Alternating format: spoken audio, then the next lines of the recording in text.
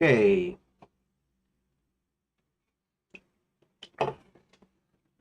almost ready.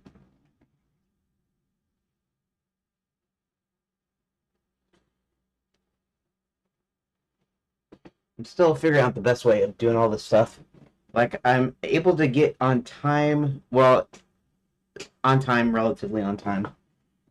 Basically, sometimes it depends. It depends on if I'm making lunch or if I got stuff to do, like I had to mow some lawn and various other things. But when I'm on time, um, so I'm coming into this kind of routine where I announce the stream 15 minutes early. In fact, I almost should do like Grok had suggested doing 2 hours early announcement, but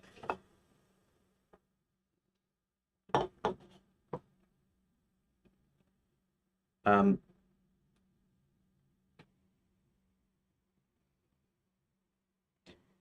and actually, yeah, uh, I and what I could do, especially in Discord, is I can do the post like I do, where I have the link and I have the name, the the title, the description, and all that, and I post those in the Discord. And I could say 2 hours or something, whatever time I decide, and then when it comes to the 15-minute part, then I could do another line that says going live in 15 minutes, and considering the fact that I posted all the information in the previous post, that's all I have to do is like a reminder. Doesn't mean like more posts, like kind of double posting, so to speak, but um, I could just do it like that, and that maybe more people would come in to the channel or whatever, to the chat or whatever, to the video, the stream, the thing, the thing. Um, okay, so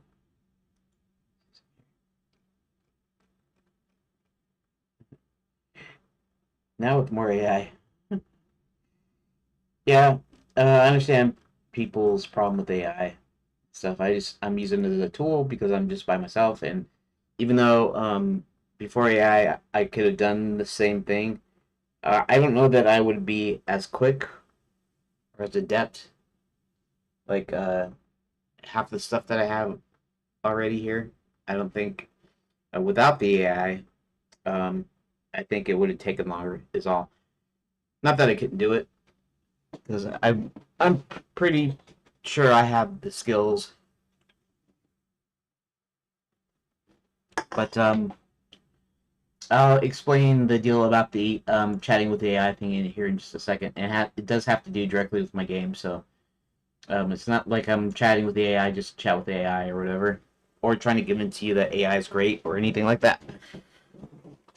Anyways, and my method of working doesn't mean that the AI is doing it for me. Although, like I said, the goal of the certain tools and things like this editor stuff that I've been doing, this layout tool stuff. My only goal here is that I have something that works, and so I don't necessarily need to build it myself, because that's not the important part. The important part to me is the game. In the game, I'm not letting the AI do the game. I'm using the AI to bounce ideas off of and to give some suggestions and that sort of thing. So, anyways, so welcome to the stream if you're here. If you're not, that's okay. Maybe you'll catch it later, right? Anyways, so I'm doing a little bit different today. Um, and the reason I'm going to be chatting with the AI, like, well, I do this every day anyways. I always use Grok and occasionally ChatGPT. It used to be all ChatGPT, and then I started using Grok, and now I kind of still use Grok more, but I'm using ChatGPT a little bit too. In fact, I'm going to do this here soon. And So I was thinking yesterday about the time it takes for me to come up with the ideas that will ultimately go into making these extra choices.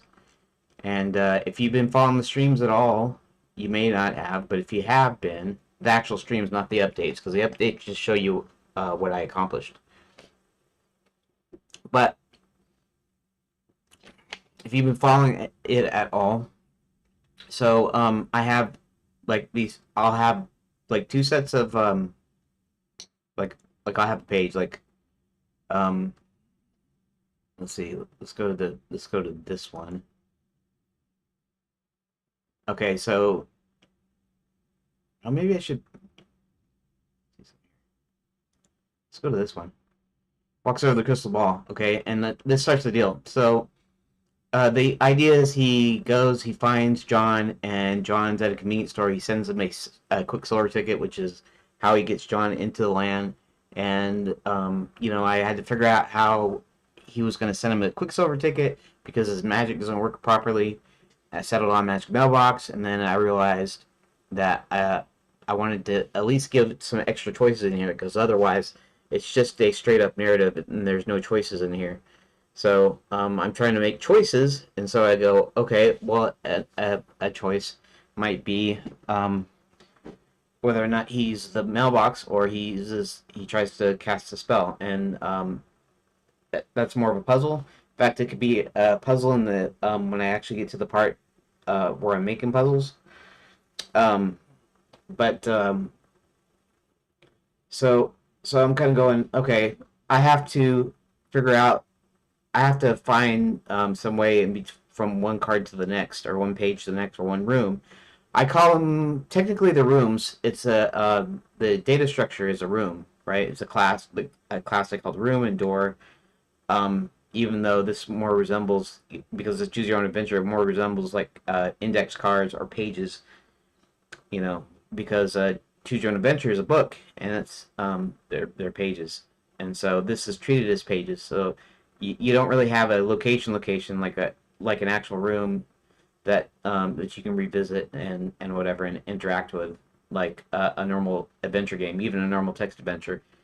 So so in the meantime, I'm going, okay, so how do I do this interesting choices in here? How do I put the choices and what do I come up with? And so half the time you can even see when I'm sitting here, especially when I don't have any sleep, and then my brain really doesn't work.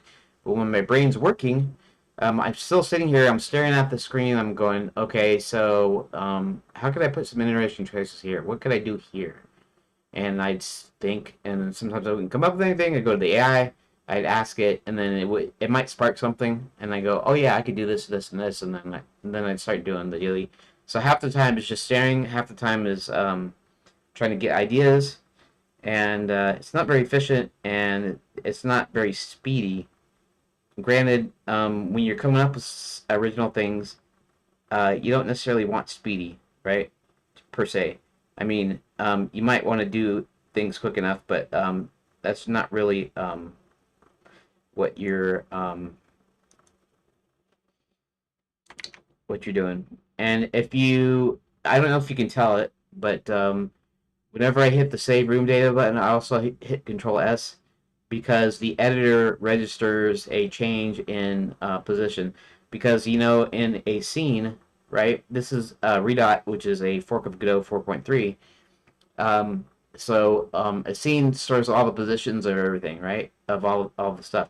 But because I'm loading dynamically, I'm loading all the files. I have it actually saved metadata, but it still registers that there's a change, and so it'll balk at me if I quit or if I reload or whatever, and so I make sure that I also save whenever I save it with the save room data button. I also save it in the editor.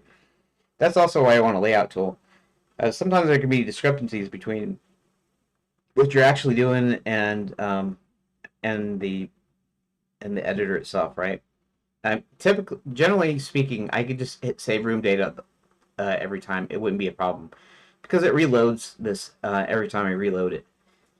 But sometimes there's um, sometimes I'm not really saving something. How do I say that? Anyways, I just like to keep it congruent so it doesn't yell at me for not having saved something that I changed. Um, but in any case, what was I getting to? Oh yeah. So I'm thinking, okay, well, how can I pick this up? How can I make this process faster? And I'm thinking maybe that is something that the AI could help me with. Now, there's a couple of things. I could ask the AI to tell me what to do. Basically, I could say, okay, I have this page and this page, and I need some interesting choices. Come up with something. It'll come up with something. I could use it, and I don't usually work that way. I don't directly copy unless I think it's like some really good idea. I'm like, oh yeah, that sounds pretty cool. But for the most case, for the most of the time, I just use it as to help me with ideas and stuff. So I could ask it to do that, or I could ask it to come up with a process uh, whereby I can most efficiently generate ideas and turn it into a concrete thing. Where I come in and I add new rooms and then um,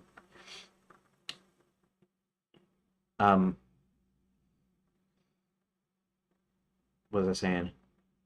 Um, actually, let me see something here. For a second. Uh, let's check this out. I have let's see what the door specs say. Um, random villages. Let's see what the inbound say. They there there isn't an inbound because there isn't an inbound yet. Right. Okay, but there will be an inbound when actually get to that.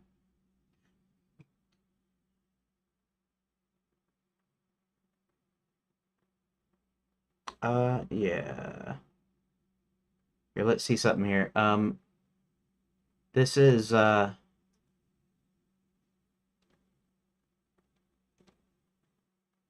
see something here. Let's close. Can I close that? Close that. Good. Okay, the ID is 003. That's not going to help me though, is it? It goes to 9, so that means 8, 7, 8, something. Here, let's check something out real quick. We can close this. I can open this in a new tab, and I can go to rooms, and let's say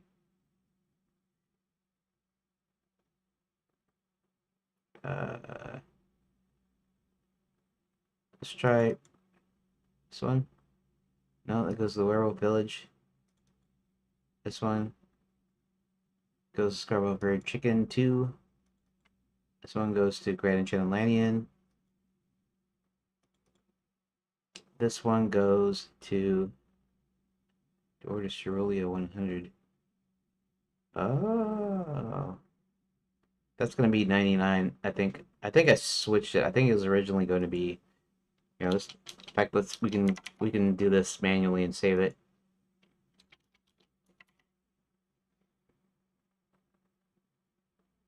Okay. I think.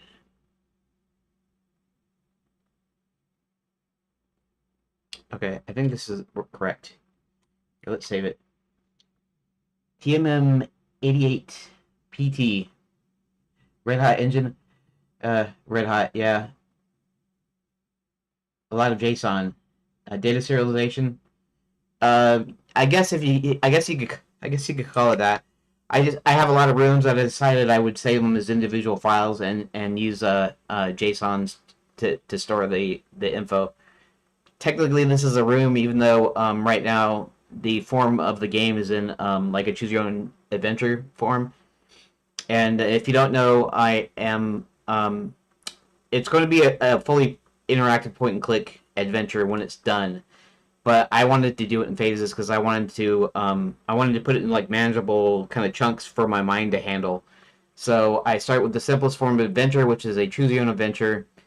And in fact, all the whole engine stuff is already done, and a lot of the code that I've been writing has to do with using the Redot editor. And Redot or Reddit or you can call it Reddit.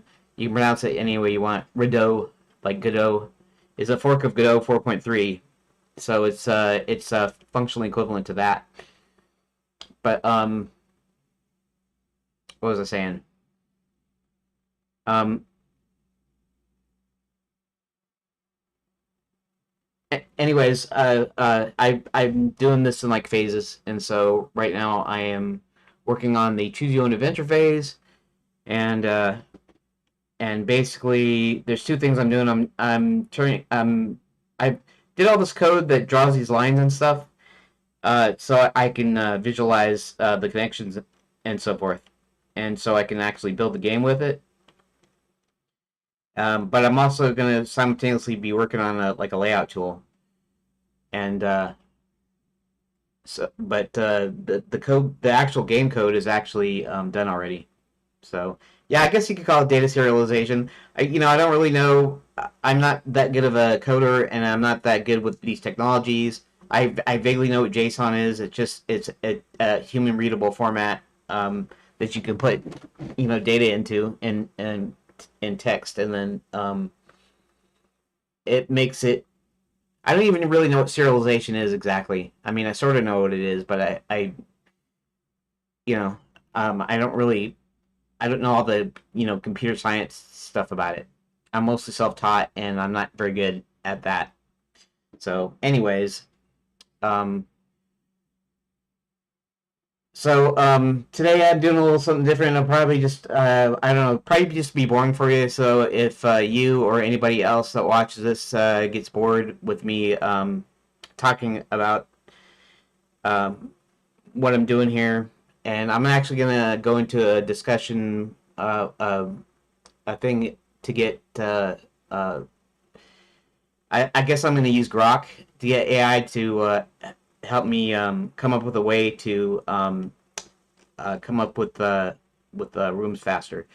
So what I was explaining here was that each of these are like pages, right? Okay. Actually, let's go. Here, I started with the one up above. Let's just start with this here. Um, so these are the original.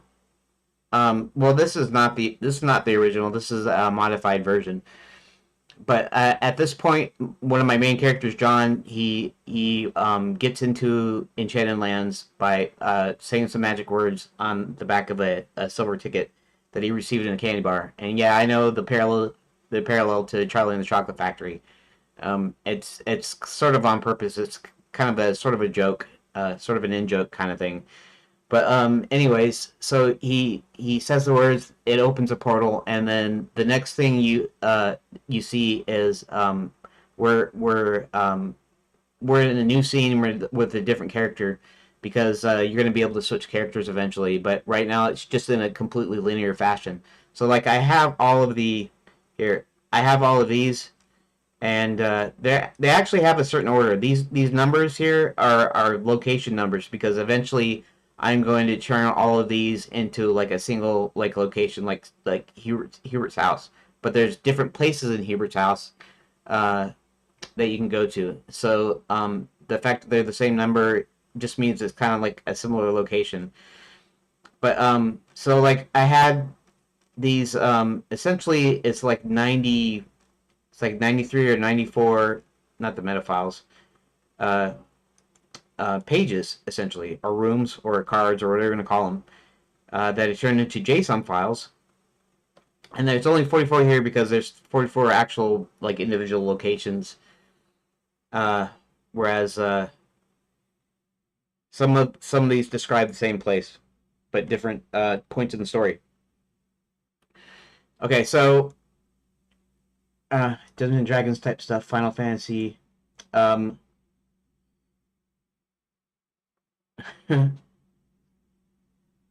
honestly, I've never actually played Dungeons and Dragons. I know what an RPG is. It's an adventure game. So, adventure games are you almost say are kind of pared down narrative experiences from RPGs, because essentially you're still playing a role in an adventure game, but adventure uh, kind of prioritizes exploration and storytelling, whereas an RPG you have skills and stats and you know that sort of thing. But you know it's comedy fantasy and it's inspired by all the fantasy comedy books and movies and cartoons and whatever that I've seen and stuff.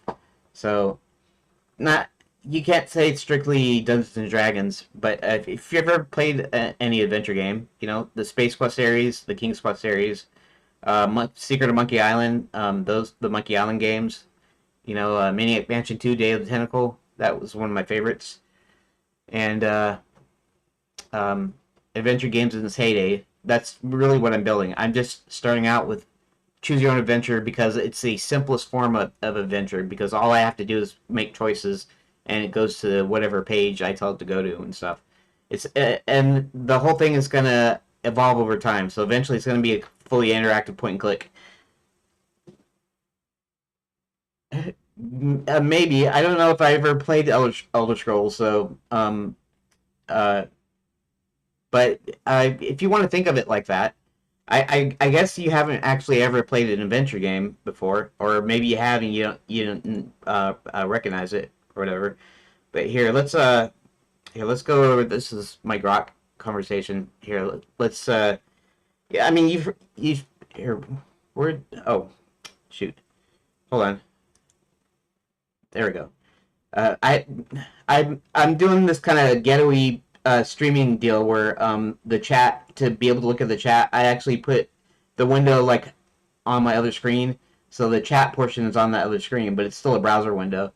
So if I minimize it, then I can't see the chat here. But anyways, let's just the secret of Monkey Island. Let's see if we can get some. Might be a bad deal because it's secret history. Okay. Here, this is a screenshot. Basically, in the LucasArts adventure games, they had what they had like a verb, like a panel. So you'd say pick up, and then you click on something to pick up, or you push and pull, or open, or whatever. And so it typically in a point and click, you're clicking on um, areas of the screen, and you pick up objects, you put them in your inventory, sort of like you would in an RPG. It's usually a third person. Let's see if I can see something here. Adventure game. Let's see what. Here, we'll just go to the Wikipedia definition here. Player assumes the role of protagonist, like an RPG, but in an interactive story driven by exploration and/or puzzle solving. Genre's focus on story allows it to draw heavily from other narrative-based media such as literature and film, encompassing a wide variety of genres. Most adventure games, text and graphic are designed for a single player, since the emphasis on story and character makes multiplayer design difficult. Um, yeah, if you want to if you really want to know what they are, you can just look up adventure game and it'll pop up. There's chances are you've heard of a few of these, even if you never played them. You know, they primarily dominated the PC in the late '80s and early '90s, even into the even when we started doing 3D first person shooter stuff. They were still a heavy part of the PC gaming market, and PC meaning IBM compatibles, but also Commodore 64, you know, Apple II. It goes all the way back to the early days of computers, and into the 90s. Basically, they kind of died out towards the mid 90s, and then now with the indie games, they're kind of experiencing a kind of a slight resurgence. So you can actually play some new adventure games that are out now that are made in modern day with modern day tools like Unity or Unreal or whatever. Anywho, let me go back to my thing that I was working on here. Uh, okay, so um, anyways, what I was saying before you actually popped in is I have a number of these like pages. Okay, so caves of Dragonmount. We'll start with that one. Somewhere in the kingdom, Chester, friendly dragon, lands at the entrance of the cave of Dragonmount. Chester walks around the cave system trying to find his friends. Chester then leaves and flies around while looking some more.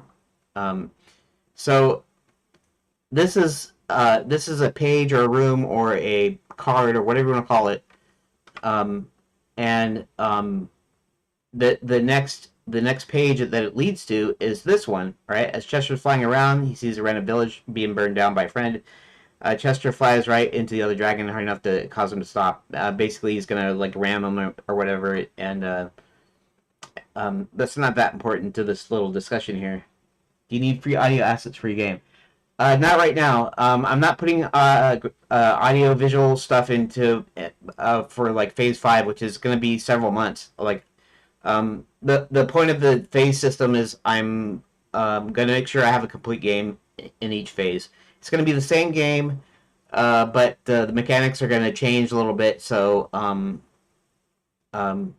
once I get to the next phase, I'll reconfigure all this stuff to handle the deal. And audio visual isn't gonna enter it to like phase like 5, I think. And that's like I said, it's gonna be several months. It's gonna depend on uh, how long this takes to implement the choices here. The phase 1 is a choose your own adventure, and I have a bunch of these different pages where I'm going to have to branch them off into several decisions. Okay, cool. Thanks. I'll do that. I'll keep you in mind. Sure. I will. Yeah, I will at some point be needing audio help and visual help. Even though I'll be doing a lot of this stuff myself because I don't have any money to like pay anybody. But I'll be looking at free stuff or whatever to build the game and everything. Yeah, I'll keep you in mind for sound when I get to that point.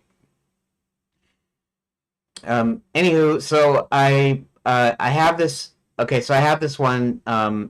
So Chester is flying around. He's looking for his friends. He goes to the cave system, basically where he lives, and he doesn't find him there. So then he takes to the sky. He starts flying around. He sees somebody that's a friend, and and because he's terrorizing a village, which see okay so Enchanted Lands is a magic kingdom that was turned into a tourist resort. But now something bad has happened to the resort. Basically, a evil wizard that was banished previously has been rumored to have returned, and the king has been acting odd, and he sells Enchanted Lands to this guy named Max Millions who pops in out of nowhere, and and then they close down the schools. They start training the knights with real weapons, and the dragons start acting up. The dwarf mines are closed. There's a number of stuff that's basically closed down, and people are disappearing. And so one of our main guys, the wizard Hubert, and originally his name was Harold, but because of the similarity to Harry Potter, I've been kind of waxing and waning on whether or not to change it back to Harold or not, to play it up as an in joke, because originally it was going to be kind of an in joke about what his name was and that he's a wizard.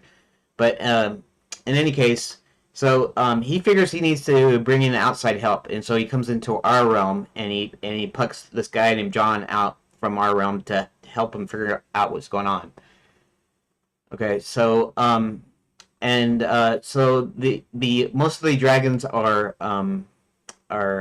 acting strangely because this is supposed to be a resort. So essentially, the dragons are friendly, even though you can, if you want to come in for the weekend for a vacation and become a knight, for a day and slay a dragon, you can do that. But it's enchanted, it's magic, and basically kind of like when you go to a theme park, right? And to experience the theme park. So it's kind of like that. But lately, the dragons have all been acting up. They've been terrorizing villages, kind of like dragons typically do in fantasies. And so one of his friends, he does actually see one of his friends, but he's burning up villages and stuff. So basically, he rams them, and then he flies away. Um, so I have these two pages. So these are two incidences at different locations. So at the caves where he's searching for his friends, then he goes back into the sky, and then in the sky he's looking around and he spots one of his friends at some random village somewhere. Um, and so this one leads to this one, but in order to make it a kind of a game, I say kind of a game because this first phase is a choose your own adventure, but it's not a full choose your own adventure. Like there's not going to be a bunch of dead ends. It's not going to be multiple endings, that sort of thing. It's a narrative that has branching paths, so you can experience different parts of it. And so when I actually get to the game, I'll actually have puzzles in it. You'll have inventory. I plan to do a text parser version first, so it's a text adventure or quote unquote interactive fiction. And so this first time is not really a game, but it's essentially a branching narrative. I would be best described as a branching narrative. Um, a choose your own adventure has a definite end. This has only an end of the story when you get to the very end of the story, and these are all linear right now. So at this point, I am trying to put in interesting choices. So I could give you a quick example, maybe. Let's see. Yeah, it's the one I've been working on for a long time. That took a while to do it. There's this point where he has to send a ticket for in order for John to be able to come into Enchanted Lands. He needs a little bit of Quicksilver, which is this magical mineral that the whole realm runs on. So uh, so but Hebert has a problem. Half of his magic was taken, and so it manifests itself as literally half of his magic. So if you're gonna conjure up, two slices of toast, I know it sounds dumb, but I'm just giving an example. It'll only produce one piece of toast. If you're teleporting something, it'll only teleport it halfway. Literally halfway either or. And sometimes you don't really know the way it's going to work, what half is going to work. In other words, uh, you could be summoning a glass of orange juice and only the top half would show up, and so basically it makes a mess all over the floor because the orange juice falls on the floor, and then you only have the top half of the glass. And so it's supposed to be funny. It doesn't sound funny when I'm saying it, but he literally has half of his magic, so he has to find creative ways of using magic. Um, the silver ticket system, however, they get that I needed a way for them to get tickets to tourists, and so I settled on that. There's a thing where they have these magic mailboxes which they can send and have the ticket sent to exactly wherever destination they want, and that's how tourists usually get the tickets. And so I did that as a way to also figure out how Hubert sends his ticket because he can't really use his own magic. But then when actually got to the point of actually adding choices, I went, well, maybe we want an extra choice. Maybe he should still try to find a way of getting him the ticket by using spellcasting. And of course, there's a problem with that. So he has to come up with a creative solution, which involves like two different spells. One of them being you try teleportation spells. So what happens is John only receives half the ticket in this case. It could teleport could mean only halfway there. In other words, it would be zapped into the ether and be whatever halfway there means because it's sending it to a different realm or whatever. But in other words, it would be disappeared and gone. But in this case, what happens is it sends him half the ticket, but half the magic words are gone because it's only half of a ticket. So he has to find a way of getting the magic words to him. So he does a different spell, which creates a clone. It's I call it clone conjure. I just come out with out of my head, and it's not even very original or creative or anything like that. But the idea is, you can, if you can't teleport something, you could clone something. You could conjure something. So if I conjure something in front of me, um, it would also appear in wherever he wants it to appear. So he's doing a clone conjure of a ticket, and he gets a ticket on this side, and then John gets a ticket, but that ticket doesn't have any Quicksilver in it. It just has the words. So he combines the words with the field, and then John can actually come into Enchanted Lands. But anyways, I needed a way to um, I need to add some interesting choices. Otherwise, it's just going to be straight narrative, and it's going to be it doesn't lend itself to being a game later.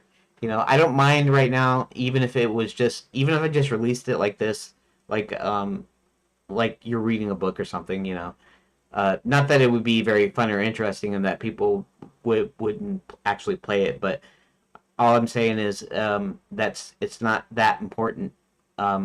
But the branching paths are important for later on, because when I add puzzles and stuff, that's where I'm going to add them. In fact, this will be a puzzle. A puzzle will be, okay, so how do we get a silver ticket to John?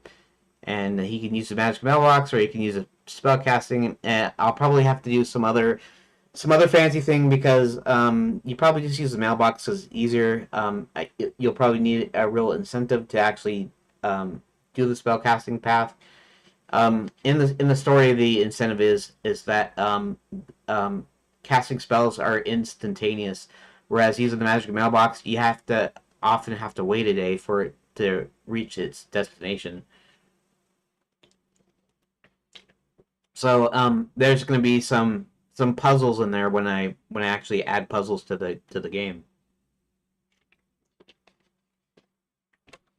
So the reason I've been talking about the AI here is I need a quicker way of coming up with the choices, because I'll sit here and I'll look at it, I'll stare at it for a while, and I go, okay, what can he do? What different things can he do? And sometimes I'll ask Grok or something, or sometimes I'll look up something, or I'll try to come up with some deal where a choice can be made. Is there something in here that presents a choice in the first place, right? For instance, Chester looking around the caves for his friends and doesn't find them, and then he goes into the sky and he starts to fly around some more. There's no choice in here, so what do? Well, I can leave it, which there'd be too much instances of leaving it. In other words, there wouldn't be very many choices in here if I didn't actually actively seek to put them in, or seek to find ways to put them in. So the thing that I'm thinking about doing is, when I actually get to it, is there are going to be several different places in the caves that he can go, several locations he can visit, to be able to find his friends, and maybe he'll find a hint or something. That's usually what I do, is I'll put a hint in there for the next thing or whatever. This is why in the next page he finds one of his friends is acting like not his friend, and so in between not finding his friends at the caves, and then going into the sky, and then finding his friend, I'll probably need some way of interesting choices. And in this case, it's not going to be in between, which is, originally I planned to do the thing where each event or each page would be would be the story beats, and then what happens in between them would be your actual gameplay points. And um, in reality, to be able to do that, I should have maybe broken them down further, because there's several things going on here. Chester lands at the caves, walks around the cave system, and doesn't find his friend, and then leaves. Okay, so how was I saying this? Um, anyways, yeah, so it would be a thing where maybe each sentence would be its own page. In other words, lands at the entrance, then walks around the cave system. So maybe there is some sort of secret way of getting into the cave or whatever. And I suppose I could have broken it down even further. That means I would have had more files that would have been like single line files where the description were single lines. It would have even more pages. And this is just one thing that happens here. And so what I'm finding that some of these pages I'm going to have to break up anyways. So as if I would have separated each of these statements into their own pages. Lands at the entrance, walks around the cave system, leaves. Um, so I'm going to have to probably break this up, like I would have anyways if I had decided to do it that way. It means a lot more files and stuff, which is going to be anyways. But so that's kind of where I'm at. So I'm kind of going, okay. So how does he get from here to finding him in the sky, and then I think, okay, maybe he finds a clue by searching their caves, as to where his friends are. But half the time when I'm doing this, I am basically staring at my thing, kind of going, "What do I do? What do I do?" Instead of maybe brainstorming or whatever. Okay, so the reason that today is a little bit different than other days um, is because let's see. Okay, hold on a sec. Um,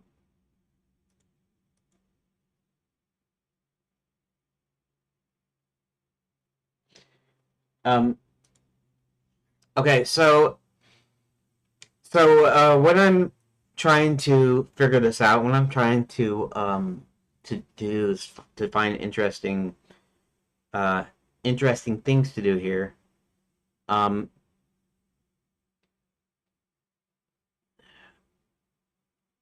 I'm sitting here staring sometimes I'm chatting with the AI, whatever. I figured today what I do is I go and I chat with Grok to help me figure out a process that I can come up with these choices on my own, not with the AI, but the process of coming up that I can follow each time I need to break up or I need to create more choices, so that um, so that I can do in a whatever 2 hour session, for instance.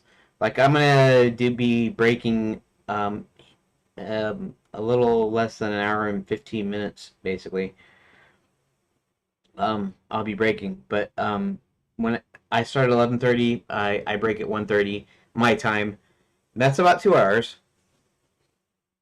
So what I'd be doing is for a 2 hour session, I'd be doing some cards, and then when I come back from my break, I'll actually be working on some code for the layout, the proper layout tool. But in any case, um, um, I need a process to come up with so that I'm not just sitting staring at my screen, but I'm actually doing something. I'm actually actively doing something that um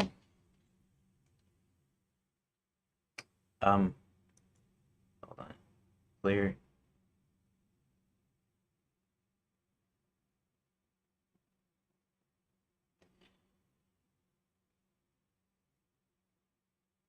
Um So yeah, so I want to come up with the process, and I need to. I'm going to ask the AI, and I was going to do it last night, and I went, you know what? This is directly for my game, and this is how I'm going to come up with stuff.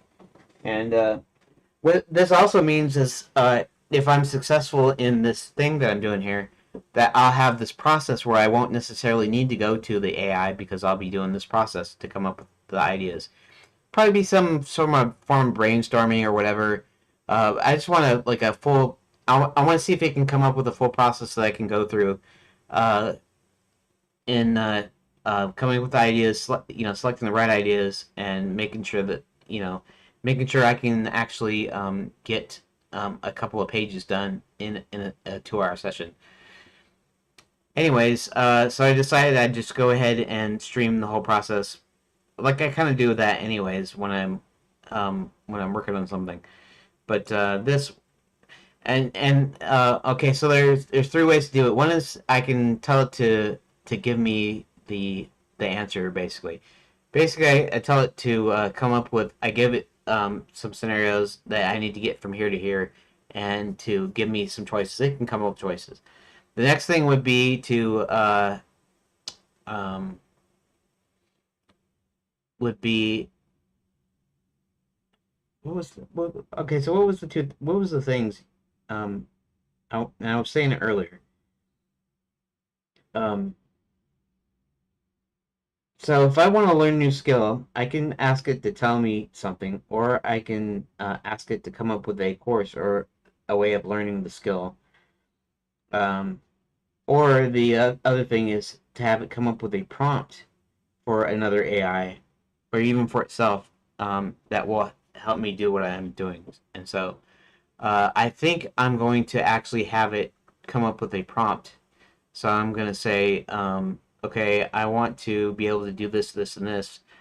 And I want to come up with a process that will make it quick and uh, allow me to make some progress within a 2 hour time period where I actually have some pages done, by doing this process. And then, but instead of asking it to tell me the process, I'm going to have it create a prompt that when I feed this into either another Grok conversation, or I feed it into like ChatGPT, which I think is what I'm going to do, then I'll have it come up with a prompt for ChatGPT. I'll plug it into ChatGPT. ChatGPT will come up with the system, and then maybe I'll feed it back into Grok and say, "This is what it came up with. Is there is there any way to refine it, make it more efficient, make it quicker for myself?" And that's what I'm gonna do. Okay, so that's what I'm gonna do here right now. Um, for anybody that's interested, that's still actually watching. I don't know if anybody's actually watching here. I can look at the thing. There's 3 people supposedly watching right now, which I'm thankful for. So thanks, guys, for actually coming in and watching. And what is okay? That's that. I'm streaming general.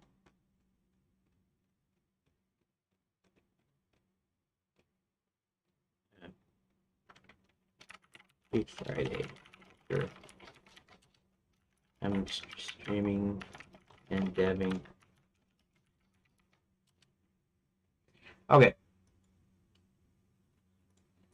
Okay. Let's. It's now Friday.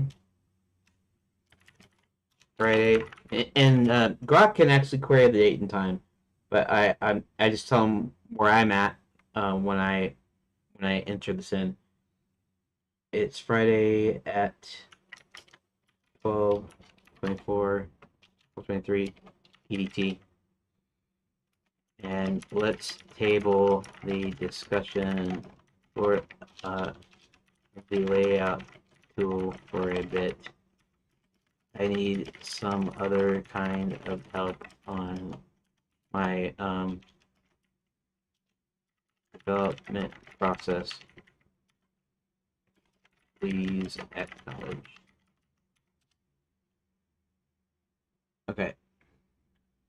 I always ask it, I always tell it to acknowledge, because what it does is it will give you a bunch of, like, if I would have just said it straight out, it would have just gave me a bunch of crap advice and stuff when I didn't even ask for it, which is kind of weird because I always try to tell it to keep it short and concise, but it still doesn't do that, and it still repeats itself, and it still, I have to keep telling it, okay, ready to help with your new need regarding the, okay, all right, so I wrote all of these pages, rooms.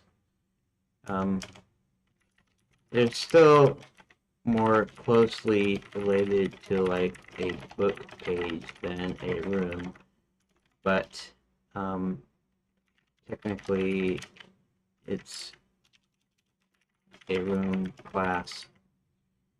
Um, but I digress. Um, and they're all linear, and then now when I decide, when I need to create interesting choices to get from one page to the next, oftentimes splitting up the pages, like, let's see something here. We're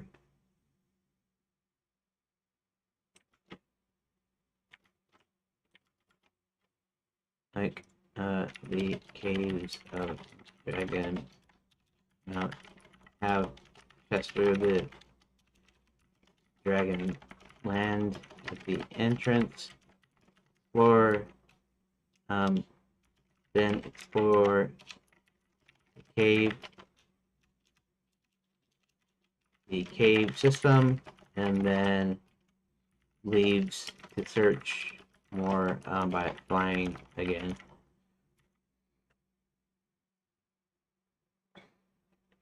Um, which may indicate that I should have split them up into single event pages. Just would have made it like 400 pages long before having choices, which it may be again, but again, I digress. Okay.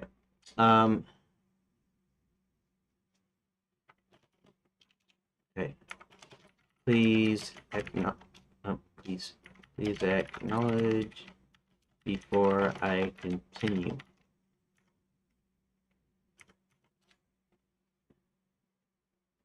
Okay. This is the kind of way I treat. I treat the AI. This is what I do. I ask it pages. I have it come up with stuff, and I tell it to, okay, currently linear, and now you need to add interesting choices, transition between pages, potentially splitting larger pages and smaller single pages to put. I am later question. Let's stay focused and tackle this step. Let's go ahead and share more details on the specific text you want to start with. Okay.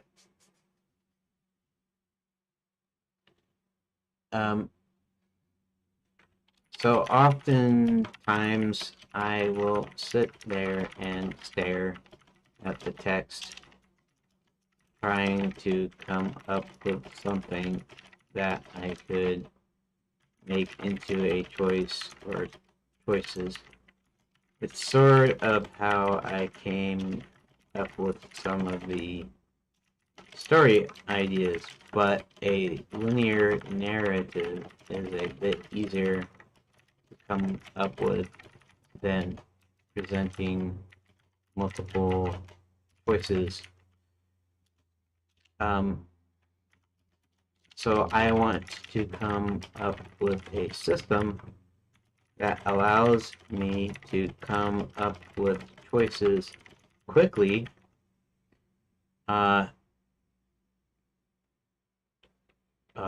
easily, and allows me to make some progress in a 2-hour session, which is typically what I do in a live stream. 4-hour, 3 to 4 hour live stream, and one part being story related items and the other part code. However, I figure to make this the best,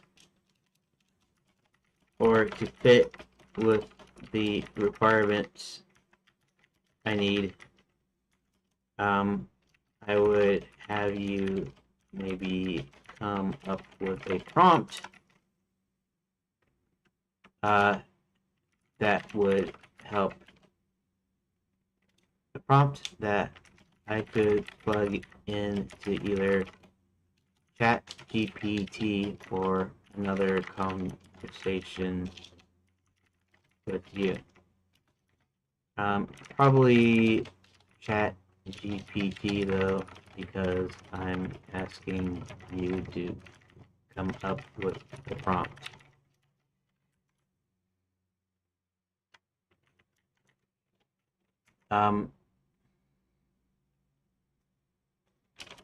So before you actually do anything, do you think you could do this?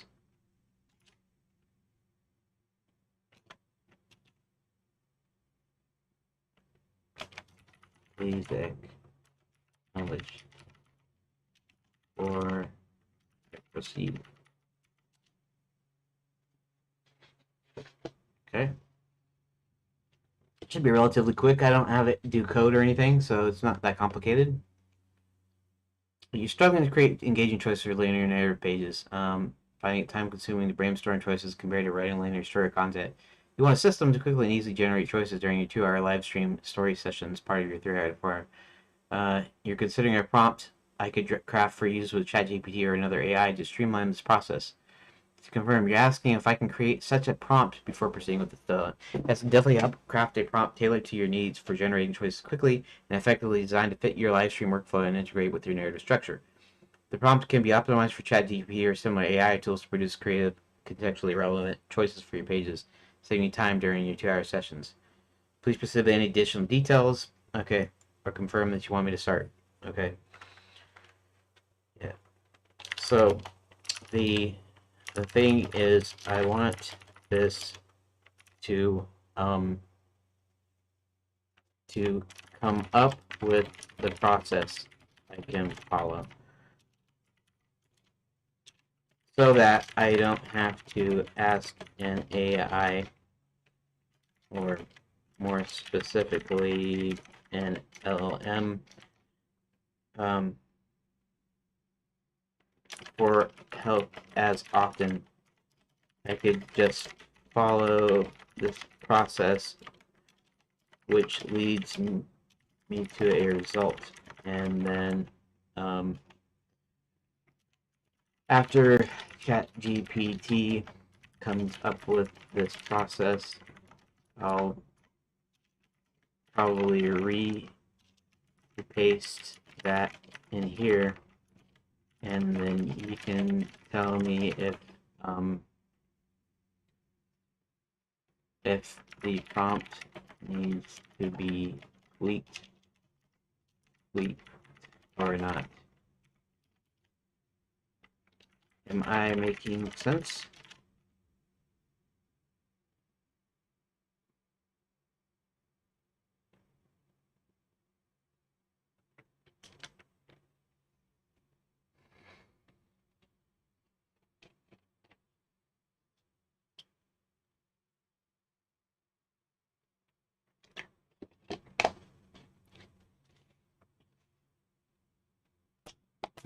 It's thinking. Well, whatever it is, prepping your goal. You want a repeatable process to brainstorm engaging choices for your narrative pages that you can follow independently during your tutorial, reducing reliance on repeatedly querying an LLM like ChatGPT. You'd like me to craft a prompt for ChatGPT to generate the process. You'll then share back here for me to review and suggest tweaks if needed.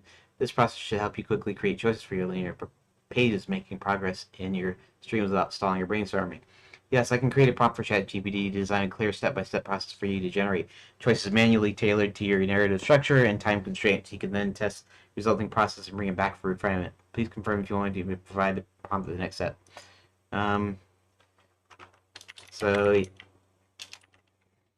um, that's right.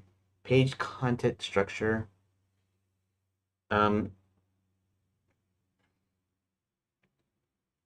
choice complexity or stream constraints.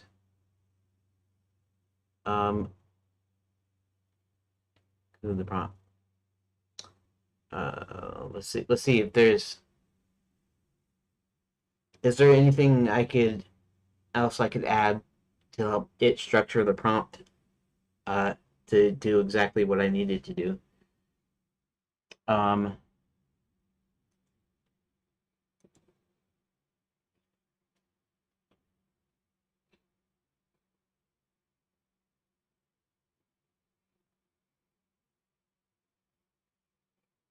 um, you can go ahead and provide a prompt as off I can't off. Hey Rook, welcome to the stream. Um, and if you're in Rumble and you can't see what I'm talking about, it's because I'm also streaming on YouTube, and so sometimes I'll be talking to somebody that's sent me a question on YouTube. But you don't have to come to YouTube if you prefer Rumble, or vice versa. You don't have to go to Rumble if you prefer YouTube. Uh, it's just I'll be talking to some people, and you'll be like, "Who is this person? I don't see them in here." Well, not that there's that many people in there in the first place for that to be a problem, but you know. Okay, you can go ahead and provide the prompt as I can't off the top of my head think of anything else uh, that I need. So to generate the prompt, I'll go into ChatGPT and see what it comes up with. Thanks.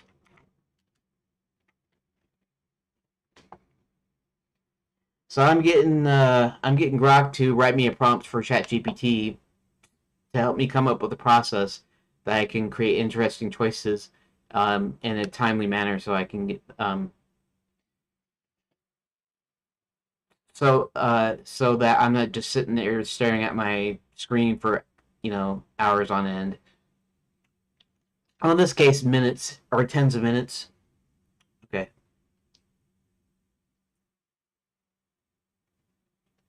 Okay. Chat prompt.txt. That's cool. Well, I still don't like the I still don't like the multiple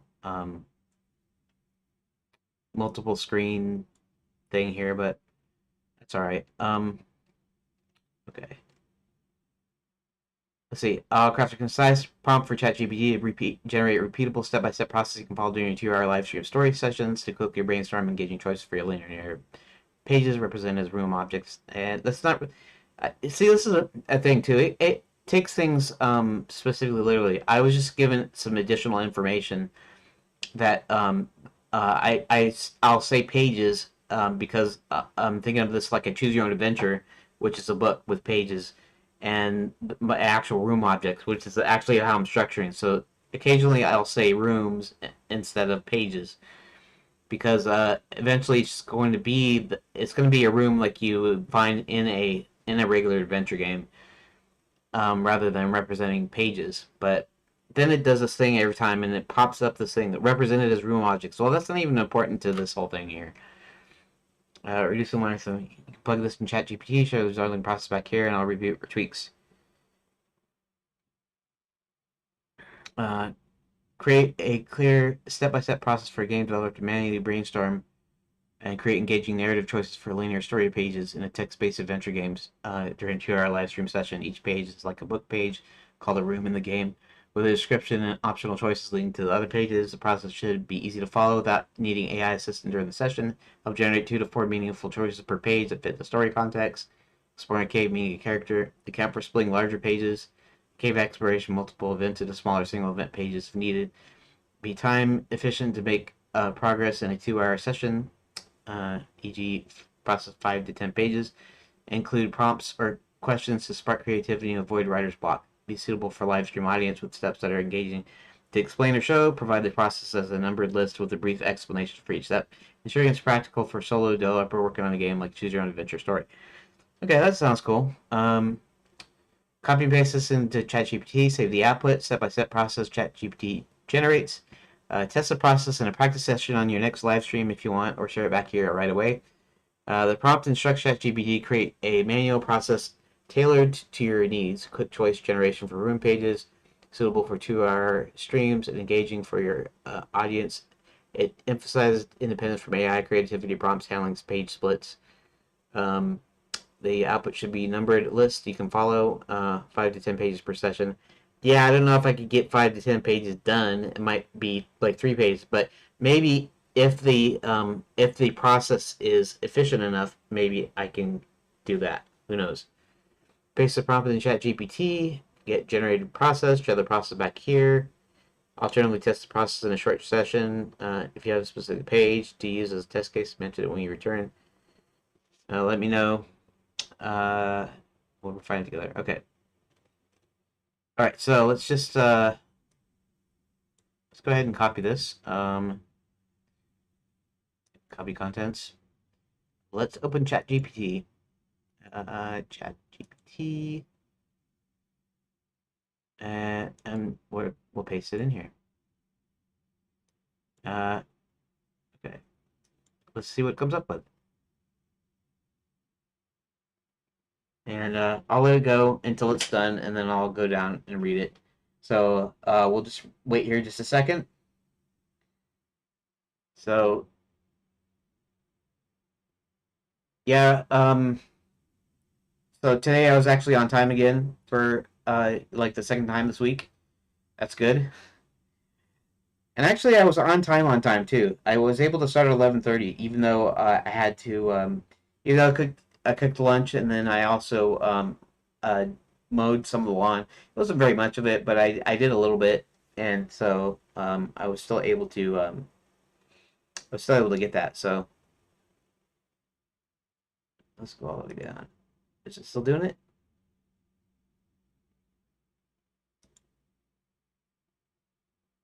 Oh, it's still generating stuff. We'll see. It's actually okay.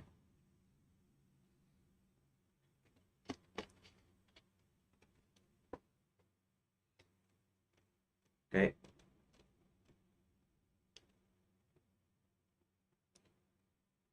So let's go ahead and see what it says. Um, Here's a clear step-by-step process for a solo game developer to manually brainstorm and write linear story pages, rooms, during a 2-hour live stream session. It's tailored to text-based adventures like Choose Your Own Adventures to build to be easy, time-efficient, stream-friendly. No AI help needed during the stream. That really wasn't. I was just trying to say so I wouldn't have to go back and try to, I actually had a process where I don't get stuck and. Okay, stream friendly. Choose your own adventure page creation process solo developer edition. I like that. Solo developer edition. Like there's going to be a multiple developer edition or something. Get in the right creative space. Open your outline of previously written pages. Decide where in the story today's pages will go. Keep a numbered list of unfinished or planned story nodes visible. Share the screen briefly. Explain the arc you're working on. Keeps the viewers in the loop. But this is actually telling me how to do it in the stream, which is kind of interesting. Not really what I asked, but because I'm doing it during a live stream. But hey, that's fine. I can do what it says. Choose the next room to work on. 1 to 2 minutes. Focus 1 page at a time. Pick the next logical room based on story flow. What's the last thing the player did, or what haven't we shown yet? Summarize the core event of this page. Stand target. Ask yourself what's happening right now. What's the goal of this page? Is it a standalone event or too big? If it's too big, like a whole cave X, split it. Page 1 enter cave, page 2 here echo, etc. Um, okay, this is assuming what already exists on the page. I'm going to create the choices, so that's kind of the important thing to me. So let's see here. Bring the setting or moment to life. Use 2 to 4 paragraphs, 5 to 8 sentences. Think cinematic. Okay. Read your writing aloud. Viewers love narration. I don't know if they love narration, but that's what I do anyway. So brainstorm 2 to 4 meaningful choices. This is the part. The brainstorming part is really the part is what I'm doing. A process to come up with the choices. So maybe I'll put this whole text back into Grok and say I didn't necessarily need to come up with the original story pages. I already have them. It's should be the thing starting with step 5. Player's agency will stay on theme. Ask yourself for each choice, what would I do in this situation? Is this choice emotional? Do the options feel different? Do they lead to interesting consequences or places? Okay, so like I don't know if I can use this as part of a process though, um, because what would I do in this situation? Well, I have a series of events. He lands at the cave opening. He explores the cave. He doesn't find his friends. He leaves. So how would you come up with interesting choices that has to do with that? And it's like, what would I do in this situation? Well, I'd land, I'd search for my friends, and then I'd leave. I mean, it already says what's going on there. Choice emotional, strategic, or curious. Do the options feel different? Do they lead to interesting consequences or places? What's the safest option here? What's the riskiest or weirdest? What's the red herring or distraction? What would a scared, foolish, brave, silly character do? Could a companion speak up and suggest something? Okay. Example K page. Enter the tunnel to the left. Shout into the darkness. Turn back. Something feels off. Use your glowstone to light the ceiling. Assign outcomes or destination rooms. Keep continuity. Um, Assign outcomes or destination rooms. Keep continuity. Link each choice to a future room. Write brief notes. Shouting echoes. Monster ears. I guess I'm really wanting a process for brainstorming the choices based on the given existing pages. Add a hook or a cliffhanger. Mark room is completish. Repeat steps 2 to 8 for each new page. Ask chat fun. Ask chat fun? What? What would you choose?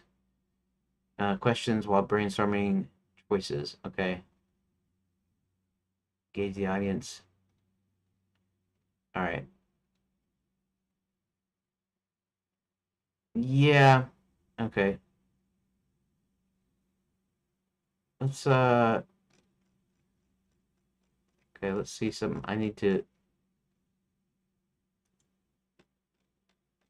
Okay, this is all one answer, right?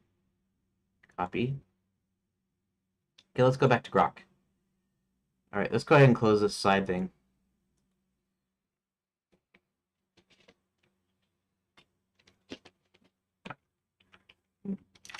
Okay, before I show you the results of what ChatGPT came up with,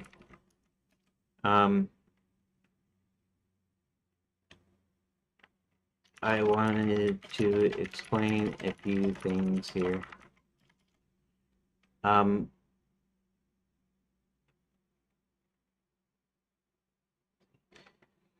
I don't really need it to come up with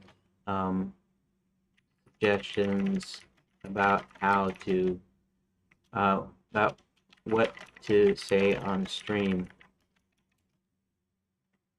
I was just suggesting the stream because this is where I'm doing the development, and I only have a certain period of time to be able to work. Secondly, I wanted the process to brainstorm ideas to go from one story beat to the next with the choices, not coming up with the pages itself, as I already have the full story in there. So this should be just for coming up with the choices. And finally, um, um, I don't really need to delve into the actual narrative portion.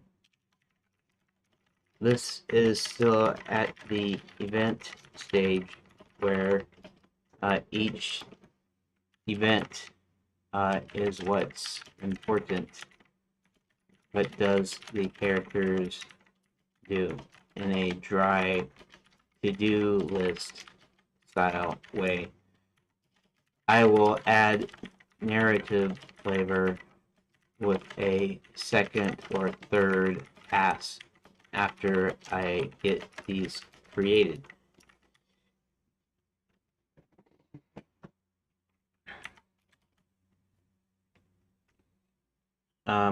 So I don't need the text to be that engaging other than making the interesting choices. And I don't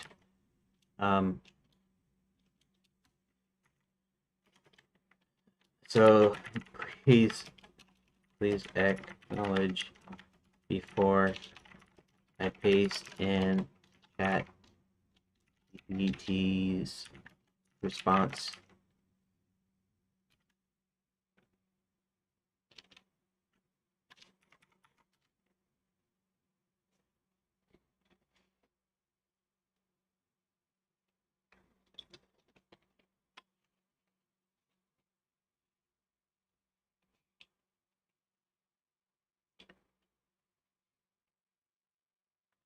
Acknowledge. Thanks for the detailed clarification about your needs. I understand you're focused on the process of brainstorm choices for transition between existing story pages, representing room objects during your 2-hour live stream development session, sharing by time specifically. You don't need to presentation advice. The 2-hour stream context is just about your available development window. Process should focus on generating 2 to 4 choices per page. That's 2 to 4 is just fine to move from one story beat to the next. Not creating new pages as the full story is already written. First should be event focused in a dry to-do list style. What characters do, like explore cave or talk to Chester without narrative flavor, which you'll add later. The goal is to create interesting choices that fit the event context, keeping the process time efficient for 2-hour sessions. So just tweaks to align it to generating event-based choices efficiently without narrative embellishment or stream presentation. One more thing before I paste ChatGPT's response. You don't need to mention room objects or anything like that. I was just saying that sometimes I use the term pages, which is what they represent, what they more closely resemble,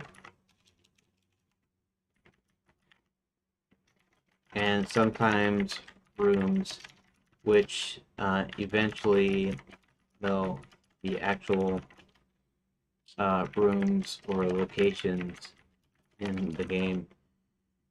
But right now, considering the nature of CYOA, considering the nature of CYOA,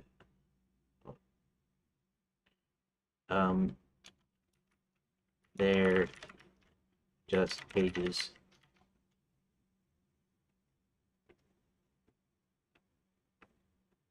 Okay. Please acknowledge.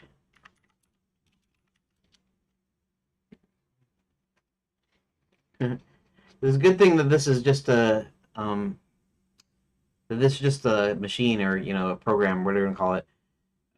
Because otherwise the anticipation would be killing them right now. You'd be like, "Would you just tell me what he said?"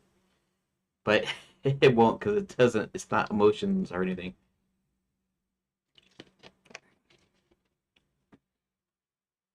I'll focus some pages on my response to keep the context event based. Okay.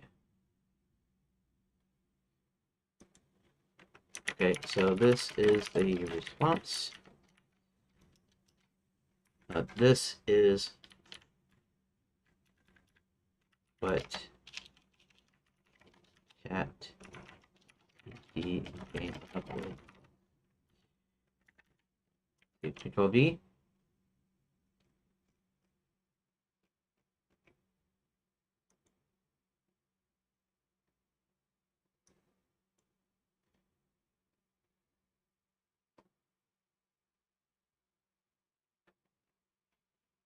It's kind of interesting using two separate competing AIs and seeing how they work together, and using one to help, the other or whatever.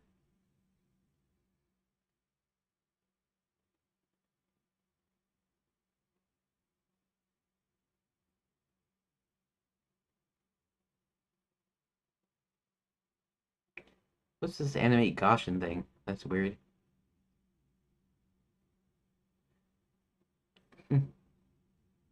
I don't know if that is imploding or if it's just because it's the process it goes through. Okay, let's see here. Thanks for sharing ChatGPT's response. I see a step-by-step process generated for creating narrative pages. It doesn't line perfectly with your clarified needs. Focus on creating new pages, include string presentation drip rather than generate 2 to 4 event-based to-do list time-efficient manner. So you're following a step-by-step approach. I'll review your response, identify the misalignment, and provide a refining prompt as the next small step to get a process that better fits your goals.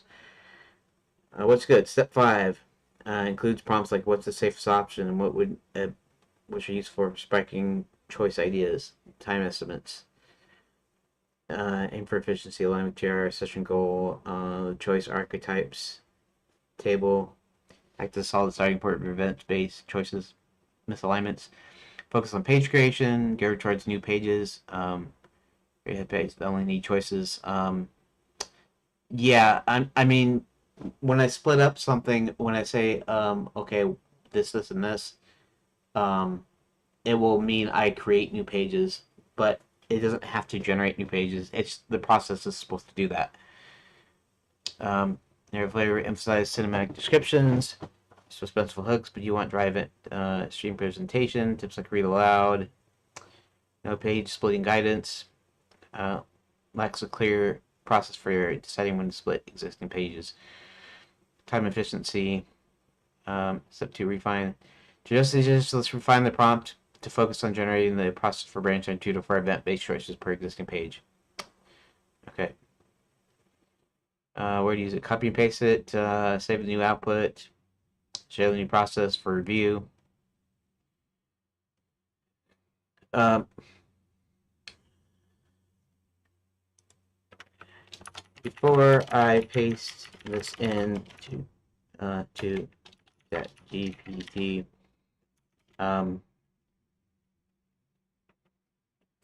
keep in mind I'll still be creating new pages, but they won't be new story beats.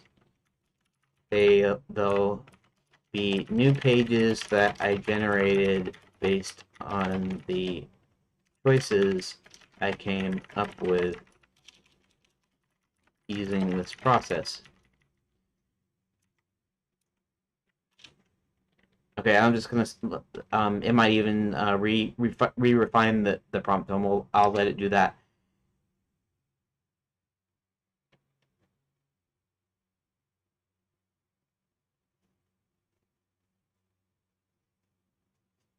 I said, well, existing linear pages cover the main story beats process.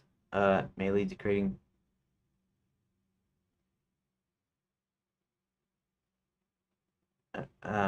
Counts for the splitting large pages.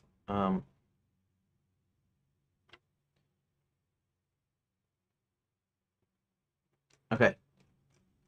So let's do this. So let's copy it, and I'm gonna go ahead and even though I got a ton of deal stuff here, I'm gonna go ahead and um,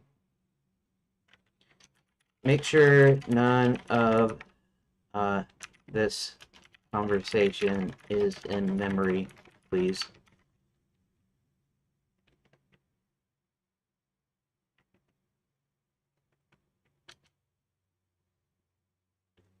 Saved in memory, you're all clear. If you ever want to check what it is or remember, ask me to forget something. Okay.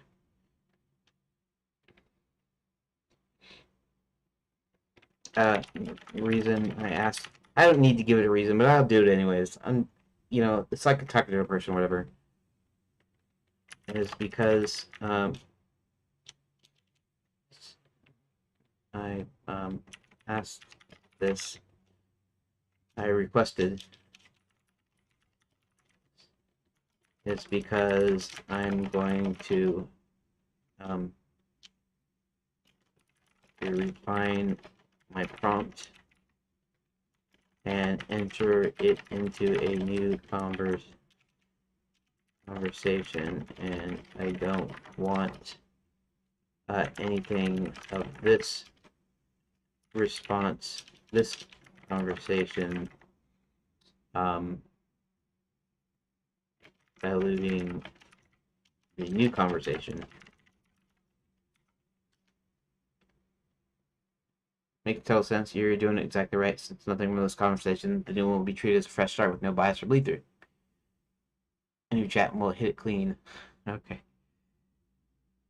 New chat. Okay. Paste.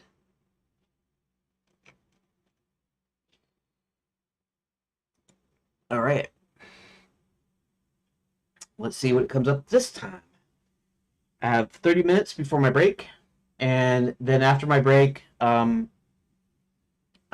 either if I need to continue with this, come up with this prompt after the break, I might just wait till Monday to do that because I'm gonna do some code. I'm gonna start building that layout tool. So I guess for the foreseeable future, I'll half of my stream will be dedicated to coming up with the new choices pages. So I'm actually making progress, and then the other half will be working on the layout tool. So there's that. Okay. Actually, I didn't need to go all the way down. Uh, Here's a practical. Okay, mini brains. Whoop. Um, 5 to 10 pages. Yeah, optimized for 5 to 10 pages. I don't know how that's gonna work. I don't know how you can judge that either because it might take me forever to do it still. But if I'm going on this process and I'm working on it, it'll work. Prepare workspace. Got like 5 to 10 linear story pages. You want to expand on choices. That's okay. Use checklist. Set a timer for each batch of pages. Okay, that's not a bad idea. Read one page fully. Skim for character location, immediate goal, any obstacles. Ask where is the character and what are they trying to do. Check for overloaded content. Look for more than one event or setting a change in a single page. If yes, split into multiple event pages. Enter cave. Find a monster. Focus the session only on the smaller manageable chunks. Identify logical action hooks. 3 to 4 minutes. For the current page, ask what would the character do next. What options does the environment offer? Okay, so this is a little bit better here, right? We're in a cave. What do we do? You know, I'd still be kind of at a loss, right? Now this is just an example with the cave because something else is gonna have a different like set of problems or whatever. Okay, so if I'm doing this in my head right now, just trying to think through and come up with something. What options does this environment? Okay, what would the character do next? Well, when he lands, he's going to enter into the caves. He's going to decide to go to different caves in the cave system, or different rooms, what are you going to call it? Um, and um, so he's searching for his friends.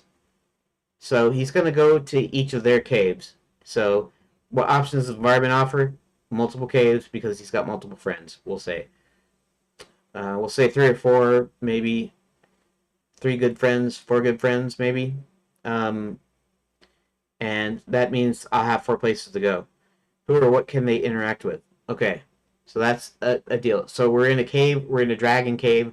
It's called Dragon Mount, um, and it's an extensive cave system. So all the dragons kind of live there, um, and that means in this specific area, each cave is probably going to have like a pile of gold. There are gonna be caves with piles of gold. Why is my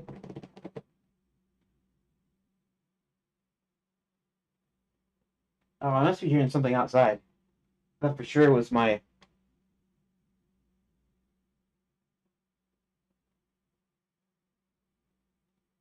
How weird. I don't know what I'm hearing. It sounds like it's like a faint buzzing. It's not like an insect.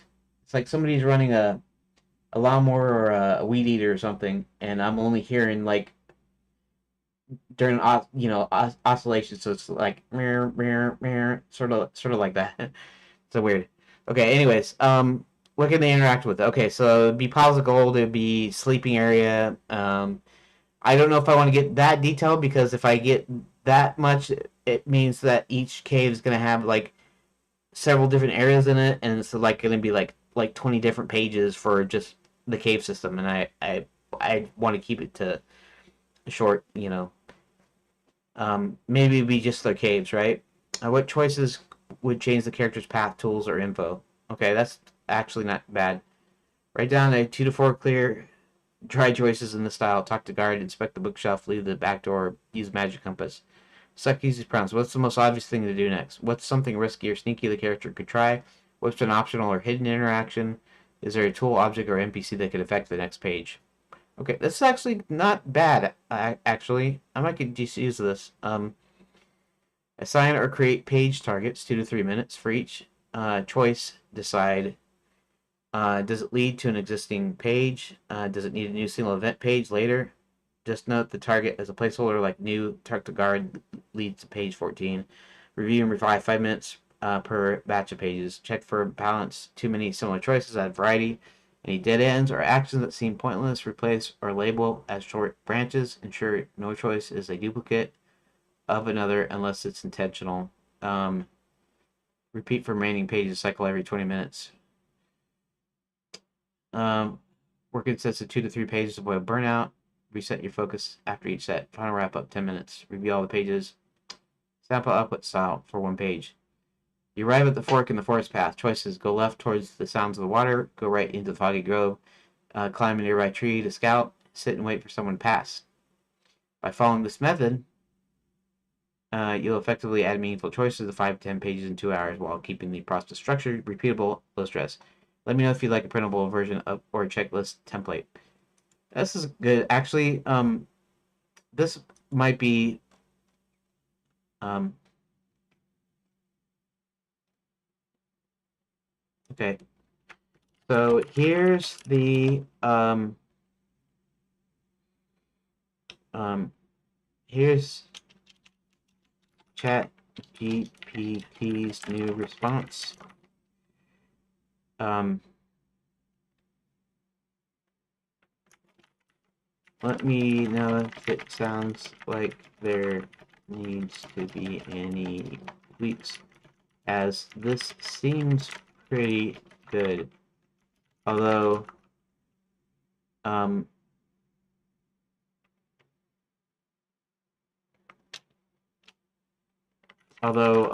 I might have some.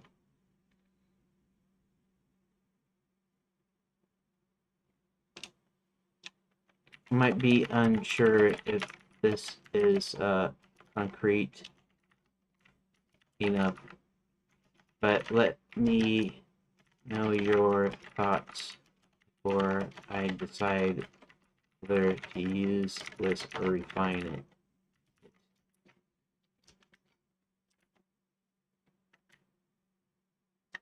I don't know why sometimes it stays at the top and other times it jumps to the bottom.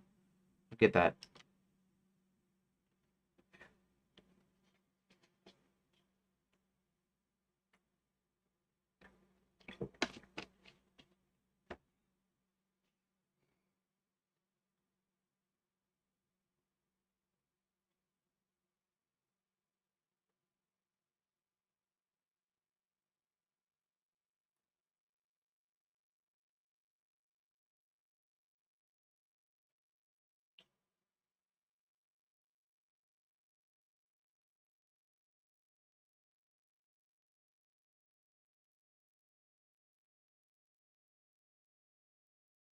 See.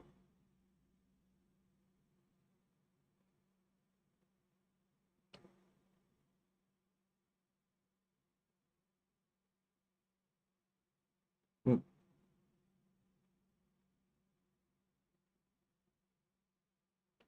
See, it's weird.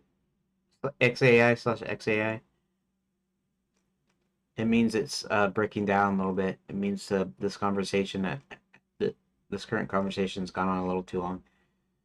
But that's okay. Let's see. I reviewed the new process for brainstorming 2 to 4 event-based to-do list style choices for your existing linear story pages during 2-hour sessions, and it's much closer to your needs than the previous version. It focuses on adding choices to existing pages, using dry action style, accounts for splitting large pages, and avoids stream presentation fluff. However, you mentioned you're unsure if it's concrete enough. There are a few areas that could be more specific or streamlined to ensure it's practical for your workflow, especially for generating choices that lead to new pages without new story beats. Since you're following step-by-step approach, I'll outline my thoughts on the process, suggest minor tweaks, and provide the small next step, either testing or refining the prompt further based on your preference. What's good? Choice focus. Step 4, identify logical action hooks, and 5, assign or create page targets. Correctly emphasize generating 2 to 4 dry event-based choices, and expect to step. Use compass without narrative flavor, matching your goal. Okay. Assign or create page targets. Okay, that's fine. I don't know what it means by identify logical action hooks.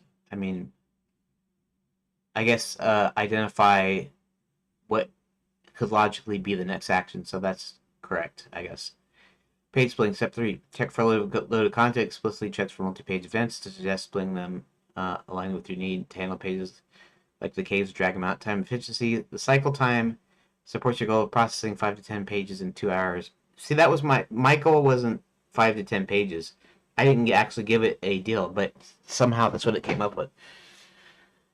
That's what Grok came up with, I think, though. I think it's Grok's fault, the 5 to 10 pages. Creativity prompts. Step 4, it was tricky or sneaky, optional interaction, where it's practical, sparking choice ideas, avoiding writer's block. Step 5, accounts for choices leading to new single event pages. Talk about feature clarification, no stream fluff. That's good. Areas for improvement.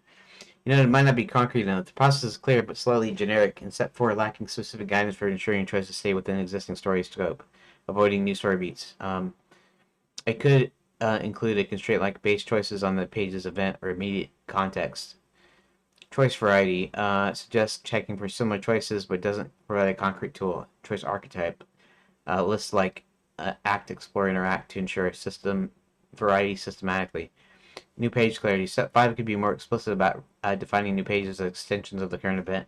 Tactic guide leads to guide response, not new story arcs to reinforce your requirement. Streamlining. Steps 1, prepare workspace, and 8, final wrap-up are useful, but could be merged or shortened to maximize time for choice generation, as set up in wrap-up might eat into your 2 hours. Overall assessment. Yeah, the steps 1 and 8 probably are not necessary. I don't need to do all that. I mean, I'll do preparing and stuff, but for what this is, I don't need that. Process all usable as is, especially since it suits your key needs. Concreteness, recommend minor tweaks. Step 4, suggested tweaks for writing at a constraint to keep choices tied to a page's event. Choices might extend the current action, like talking to a character present or using available item. Clarify the new pages are single event outcomes. Um, include a short choice archetype, act, explore, and act to wait to ensure variety. Combine it into a single prep wrap up step to save time. Um, Step 3, test the process or refine further. Since you're unsure about the concrete, let's decide whether to test the process or refine the prompt. Given it's close to your needs, I suggest testing it first to confirm it's practical, as this will help you decide if it's concrete enough. Here's a small actionable set to test the action. Test the process on 2 to 3 pages during a short practice session. Use ChatGPT steps as provided how to test. Pick 2 to 3 existing pages. Follow the process exactly as written. List the pages in a doc or a spreadsheet. Um,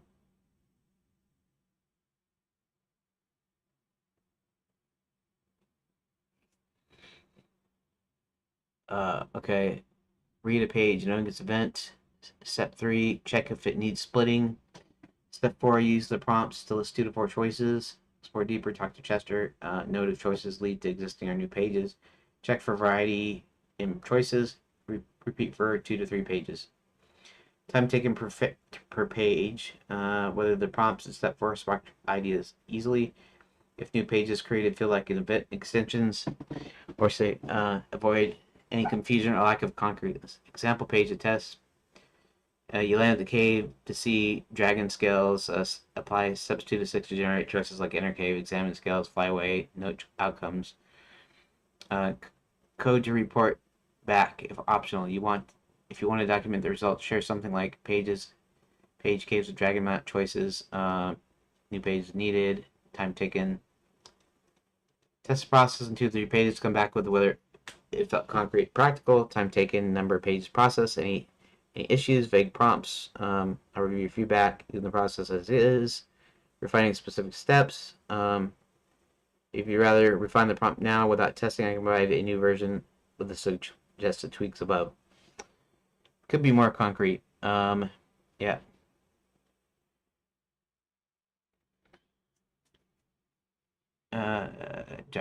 Okay.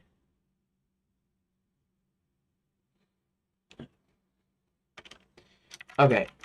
So, firstly, like you mentioned, I don't need steps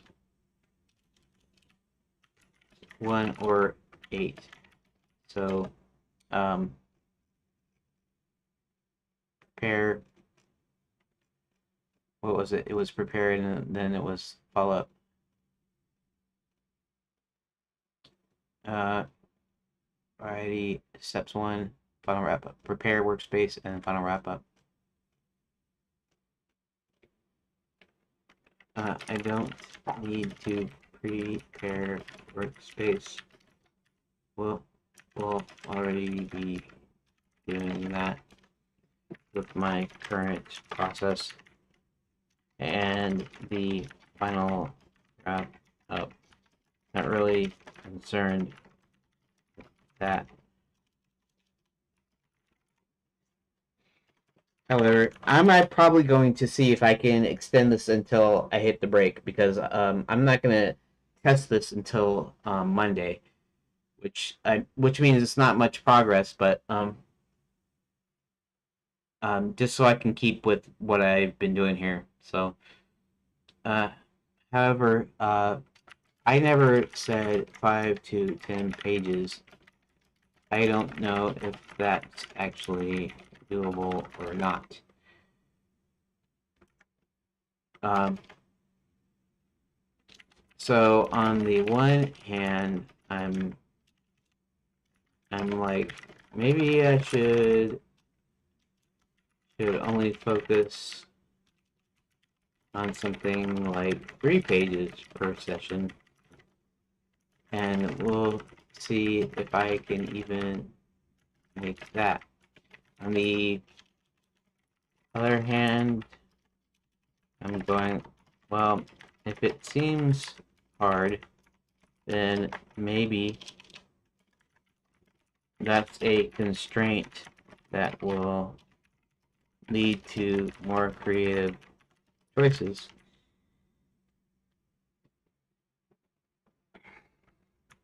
instance,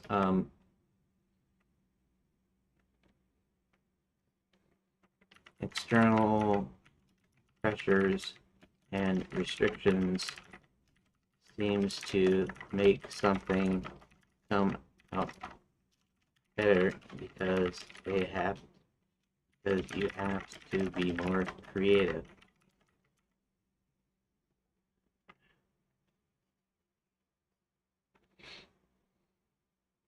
Um,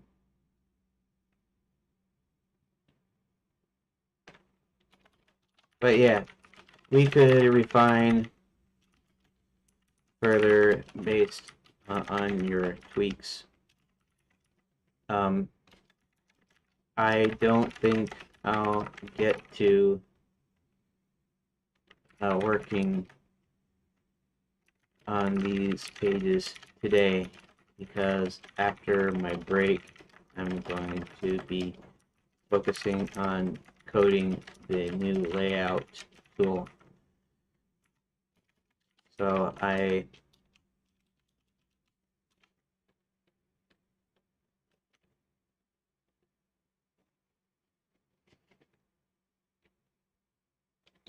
thanks for the feedback. I've said a process aren't concerned with wrapping up. You also did specify 5 to 10 pages per 2-hour session. You're unsure if that's realistic, leaning toward a more conservative 3 pages per test feasibility, although you're open to higher target if it sparks creativity through constraints. Since you're focused on coding a new layout tool today and won't work on pages yet, let's refine the prompt to address these points. We want necessary steps in adjusting the page target to be flexible. This aligns with your step-by-step approach and will keep it small and focused. Refine the prompt further. Refine the ChatGPT prompt to remove steps 1 through 8. Just steps 1 and 8. Make the page target flexible 3 to 5 pages and incorporate tweaks for concreteness. Yeah, this will generate more tailored process. Code to add. Refine prompt for ChatGPT. Copy. Where to use it? Copy paste in ChatGPT. Save new output. Show the resulting process back here. Explanation. Next, when you're ready, you want to test the current process. Okay.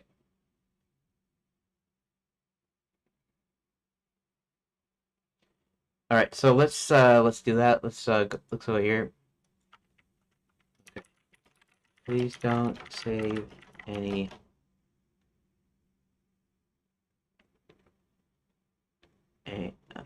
of this conversation in memory, because if I refine the prompt further, I want to paste it in a new conversation without letting this current conversation dilute the new conversation. Thank you. Understood. Nothing from this conversation is saved in memory. You're free to refine and start the prompt in a fresh conversation with a clean slate. Okay. Well, new chat it. Paste. I almost think it's funny though. It's not saving the conversation either, I don't think. It's not that big of a deal though, but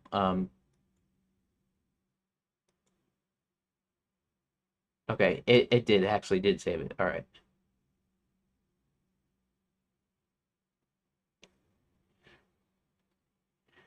Okay.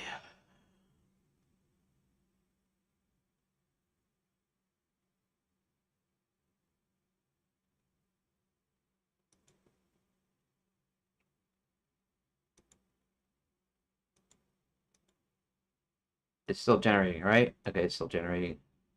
What is that blue spot for though? That's what I wonder. That's weird. Blue spot. I don't know what that is about. Okay. Let's go back up to the top and I'll reread it. And right now though, I'm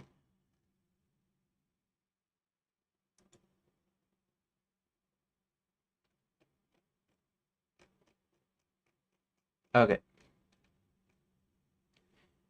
Clear step-by-step management brainstorm for solo game developed at 2 to 4 event choice based pages per page, choose your own adventure style.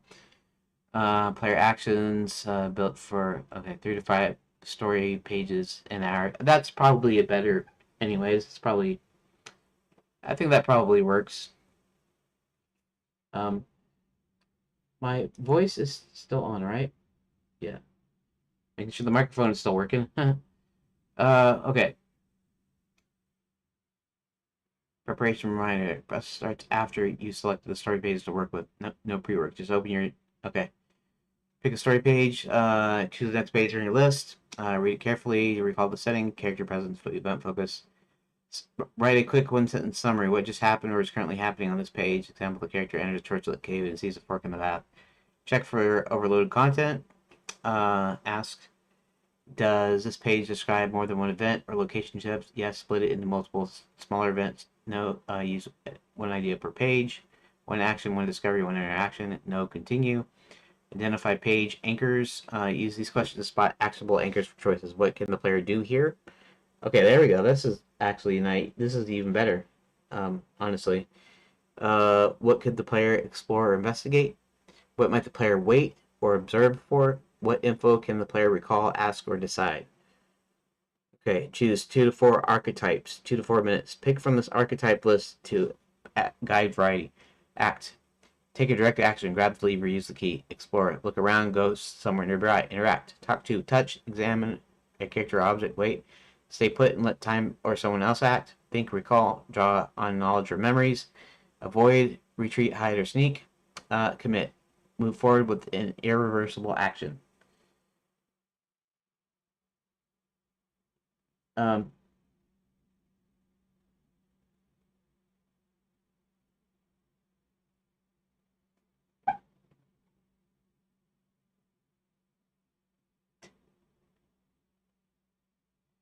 um,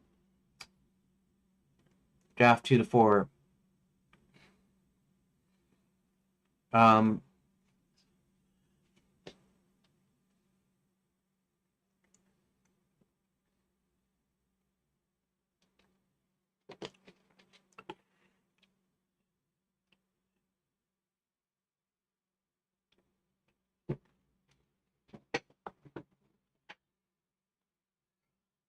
Draft 2 to 4. Dry action choices. Um, Use just short action phrase, talk to guard. Okay, use the anchors and archetypes above. Make sure each one leads to either an existing page or a single new event page logically follows. Double check variety plus relevance. Run through. Do the choices cover at least 2 different archetypes? Is each choice clearly tied to the page's current event? Do they allow the player to act or decide, not just observe? Move on to the next page. Repeat steps 1 through 7 for the next story page. Spend 10 to 15 minutes per page. Skip page to complex, come back in another session. Bonus, you get stuck, use these prompts. If I were standing here, what 3 things could I physically do? What's the most dangerous thing the character could touch? Is there someone on this page that the player hasn't interacted with yet? What happens if the player does nothing? What's clever or weird action a player might try? I actually like this one. I might actually go with this one. Copy. Okay. Um, I like this one. I think I'll use it, but I still want your thoughts. Uh,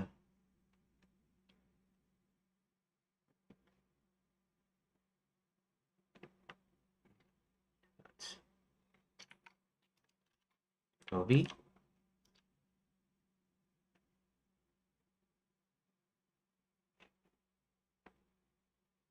Thanks for sharing. Appreciate you wanting my thoughts before deciding to use it. Refine it since you're following step. Review the process against your requirements. Suggest whether to test it. Okay. Choice focus. Steps 4 to 6. Nail the dry action-based style without narrative flavor. Page target. 3 to 5 page 2 hour sessions, aligning with your conservative estimate. Openness to 5 constraints spark creativity, is flexible and realistic. No prep wrap up, right? Page splitting, new pages supports. Step 6 supports new pages, logical outcomes, correctness. Step 4 anchor questions. What can the player do here? Step 5 is archetype list. Make it concrete by grounding choices in the page's context, ensuring variety. Step 6 is requirement to keep choices true and tied to the current event. The bonus prompts. Time efficiency, variety, ensures choices use different archetypes and are action driven, reducing repetitive options. I like this. I like this way this has come up with this too. Potential improvements, concrete is. The process feels concrete with the anchors, but step 6 could explicitly state a maximum choice length. Keep phrases under 5 to 7 words to reinforce a dry style. Talk to guard, initiate new page definition. That's not really that important to me, so it's probably okay. New page definition. Clarify new pages further by suggesting a naming convention. New choice outcome, like new guard response for placeholders to keep organization tight. Time flexibility. While 3 to 5 pages is good, it could note that complex pages might take longer, allowing you to adjust pacing if needed. Prompt redundancy. The bonus prompts overlap slightly with step 4's questions. What can the player merging these could streamline further? My thoughts. Process is strong, fit your needs, address your concern. The anchor questions archetype list, drive create, nice to have, not critical. I think it's ready to test as is. Test the process when she like the process. You like the process, want to ensure it's solid. Small test when you're ready to work on the pages. Yes, how to test. I'm actually gonna copy this. Maybe here. Let's see recent. No, I can't do that. It's recent documents in general, not. All right, fine. Let's go into here, and let's go over here, and let's that in a new tab, and let's go to design documents, and then let's open design notes.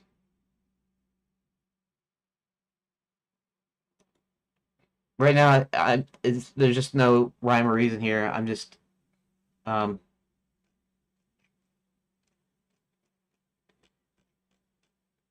I'll just leave that.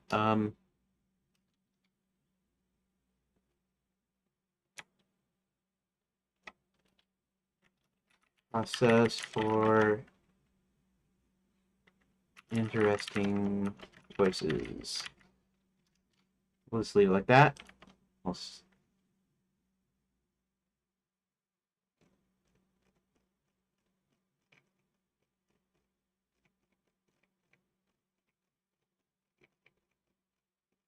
um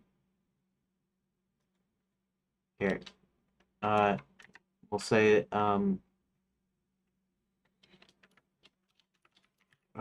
response that.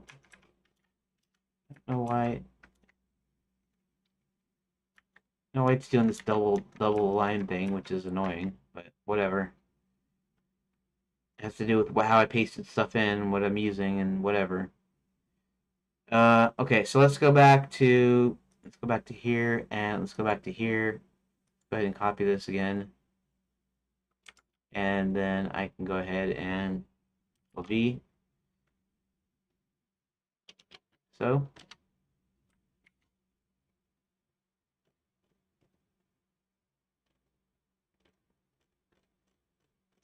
All right. It's not that I can't access it. It's just that if I have to go and look at it again, I can go to the design notes there at the end, and I can do that. Okay, thanks.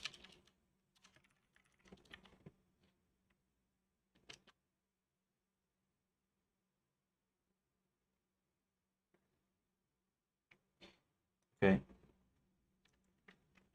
Thanks. I think this works. So I'm going on my break. And I'll be back in about a half hour. and we'll resume talking about the layout tool.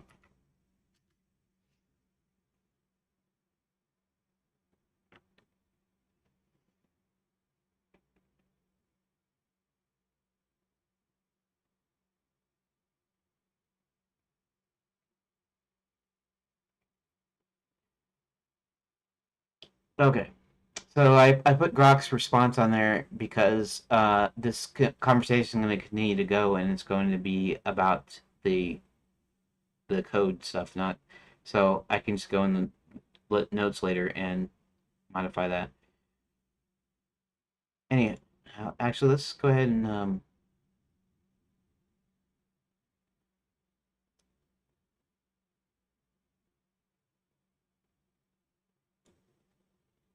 um, everything working.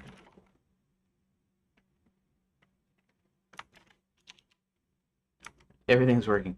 Okay, we'll just leave it like that. Push origin. Okay, I'm gonna go ahead and take my break. And so, thanks for watching so far or listening so far, whatever. And I'll catch you on the other side of the break. About 30 minutes. So 205, 210. I know I've been taking longer breaks lately, so it might take a longer break today. It could be 245. Not 245. It could be 215, before I'm back. So, we'll see. And I'm gonna go ahead and mute the mic, and hopefully you won't forget about unmuting the mic when I come back.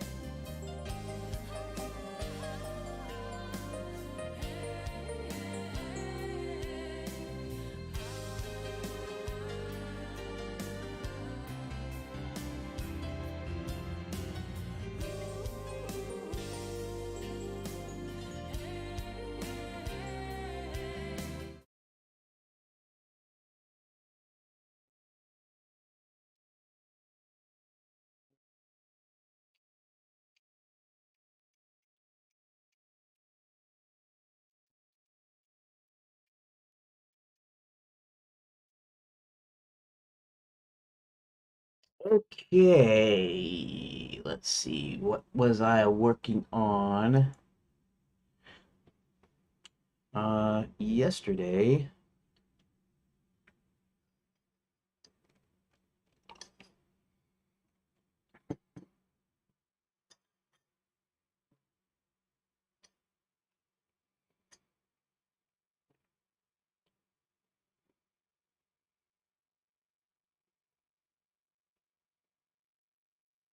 Okay, so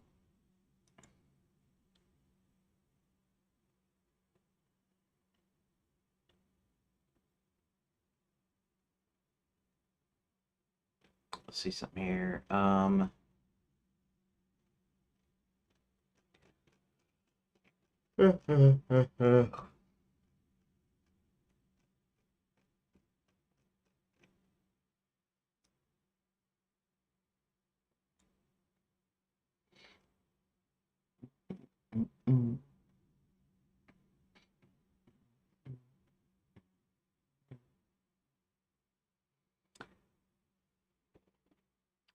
Yeah, this is gonna be slightly different in how it works.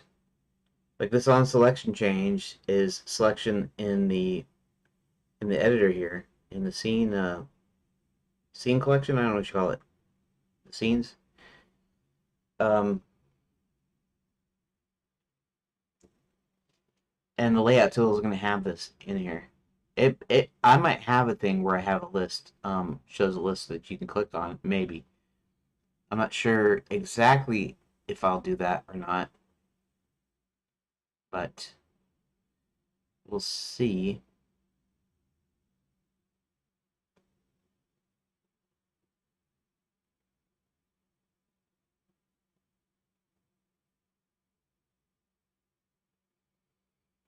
So, in essence, the layout tool is not going to have any of these door lines, any of this, you know, any of this stuff.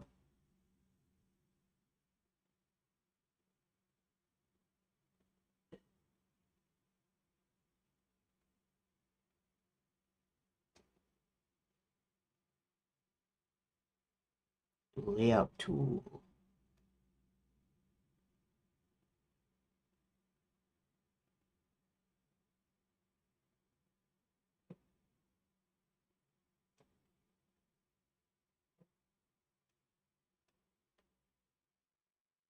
Hmm.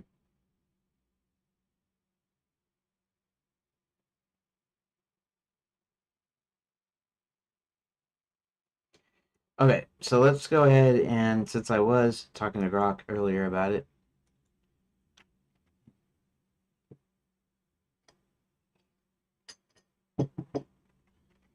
okay, so we before I do anything,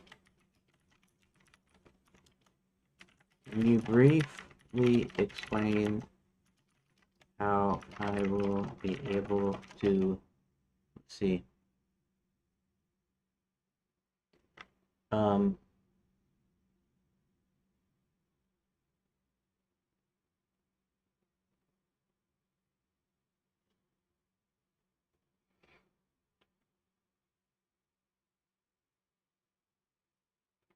use the editor room and editor.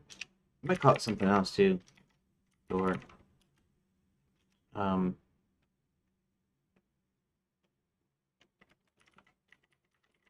says okay.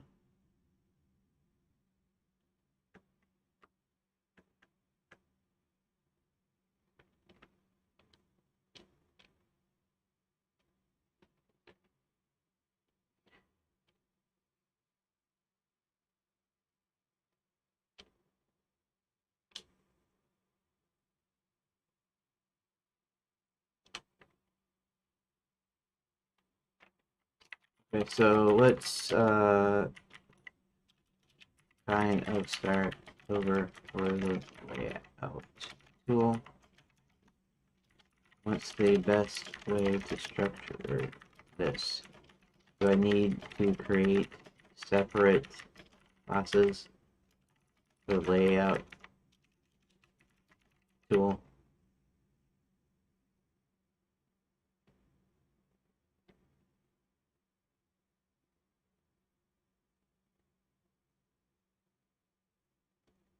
Um,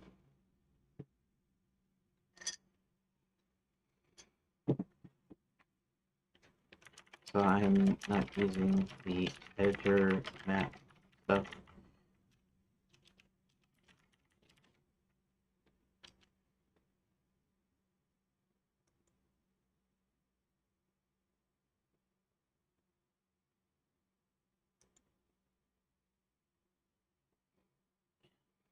Hmm.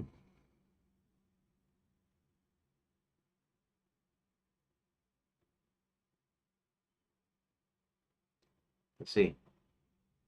So you prefer step-by-step approach and want to start over for clarity. I'll provide a small focused step to structure layout tool, adjusting whether new classes are needed or ensuring no new visual elements appear. Well, the panel is going to appear, but it duplicates editor maps functionality, loading, managing that. Okay.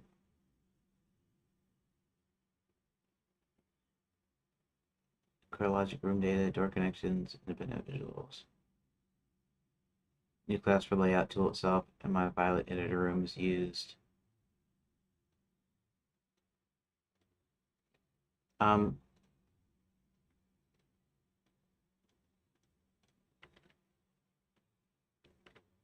okay, that's too much for one question. Firstly, the panels are going to be there. They're going to be there. Things that are not are the existing lines, door, color directs, and inbound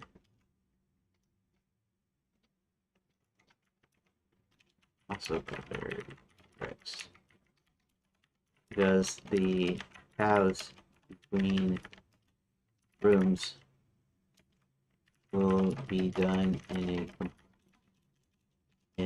a completely different way.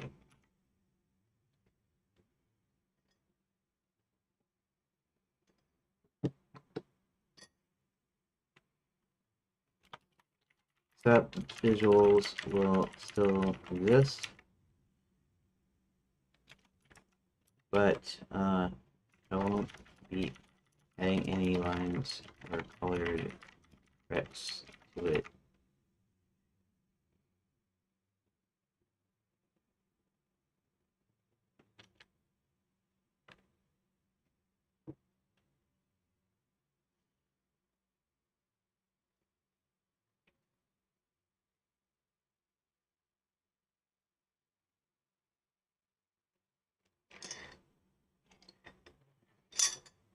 Uh,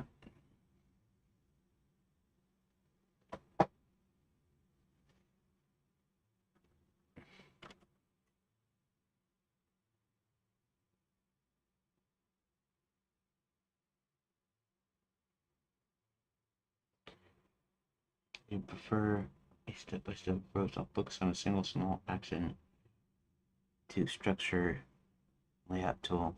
The unique class confirming reuse of the editor room editor door.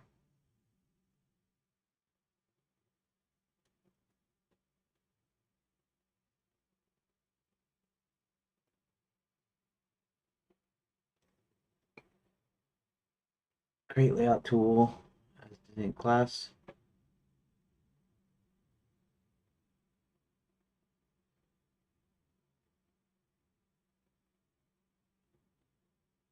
Doc duplicate. Yeah. Select the root node. Name it layout tool. Inspector, set its script. Layout tool.gd, define unique class.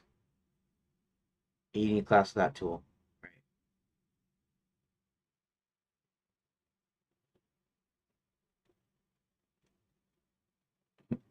Right. First line, yeah, ensure layout tools.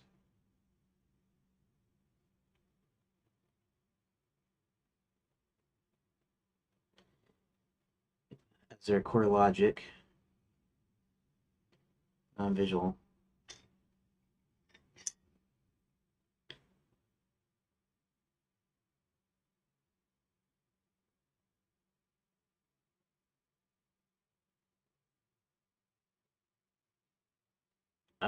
Okay. Before I do this, might it be easier to just make separate classes? So, layout room and layout door, which would just remove the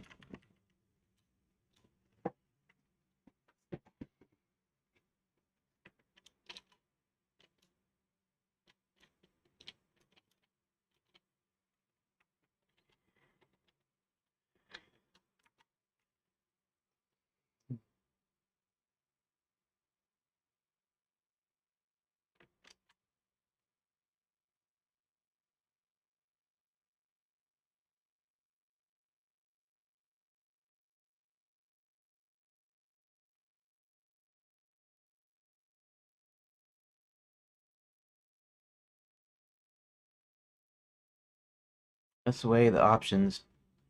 Yeah, okay, so the other thing is, if I left it in, that means I could still create things the way that I have been because it uses the plugin and uses all the same core code. And then, but then the layout tool, it does it. So you'll bring back the is headed or hint thing. So I don't know. I don't know what the better way is to do it. Let's code duplication. Editor room editor already handled core logic.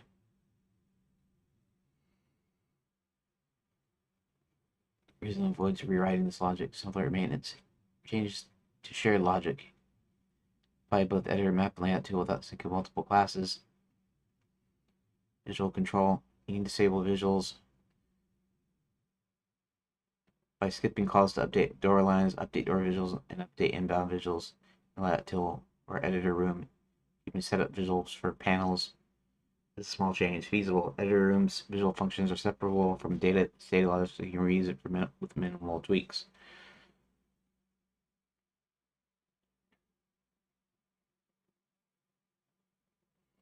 Guys, so I mean, if I left, okay, so the whole point of making a separate layout tool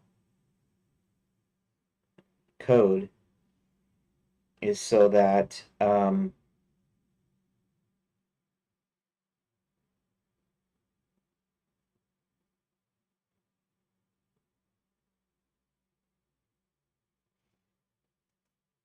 it's so that it doesn't get cluttered. Like the editor map, I could make it a little bit more cluttered because part of it would be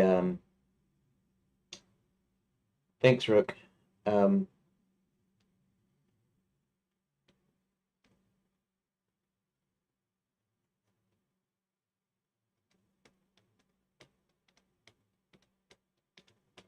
see, um, I can combine the two. In other words, I can still make a layout tool out of this by keeping everything in there the way it's in there, but then also being able to run the scene directly, which you can do right now. It would require me to figure out what to actually put behind the is editor hint thing versus not.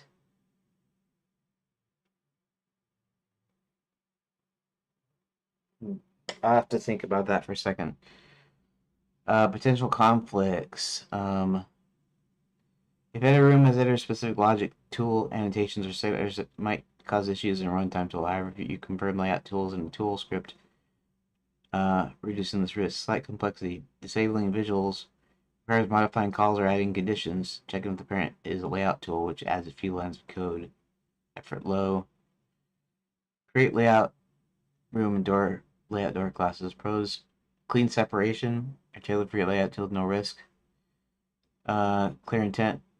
Separate classes make it obvious which tool uses which nodes, improving project clarity.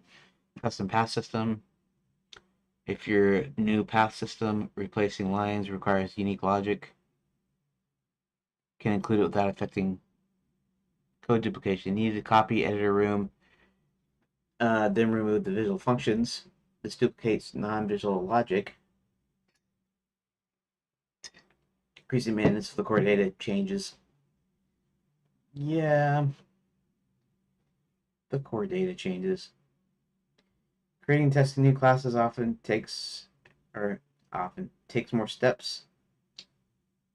Uh, Redundancy, since layout room will mostly replicate editor room minus visuals, it's less efficient unless the new path system requires significant new logic. It probably would. The path system is going to be completely different, so um, because the path deal will I'll be able to map it around the visual deals so it doesn't cross lines. Um, yeah, it'll be quite a bit different. It's going to be composed of line segments, so you have a collection of paths. There's duplicating scripts, removing visuals.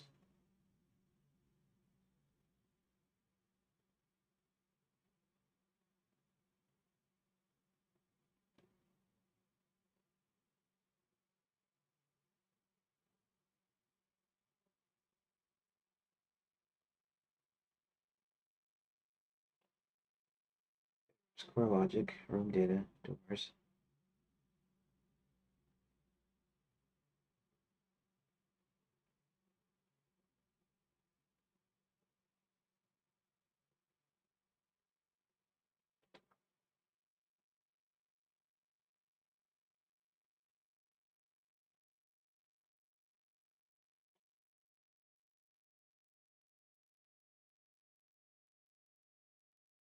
Hmm.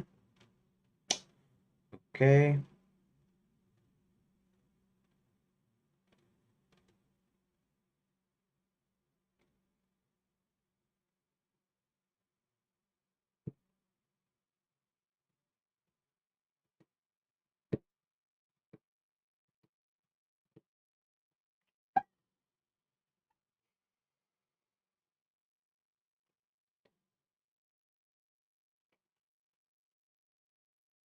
I guess I can start with that anyways, right?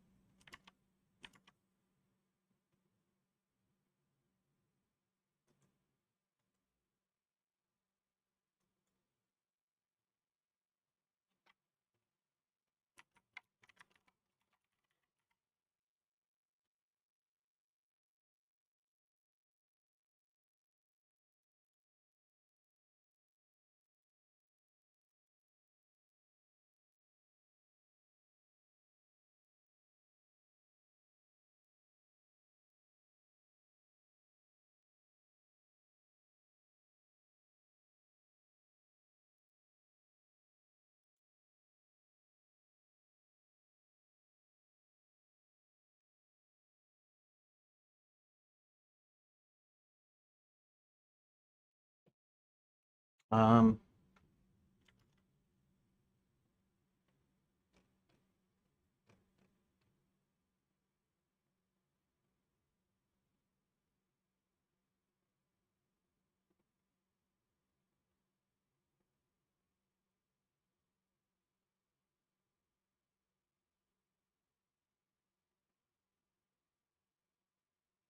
Duplicate the script.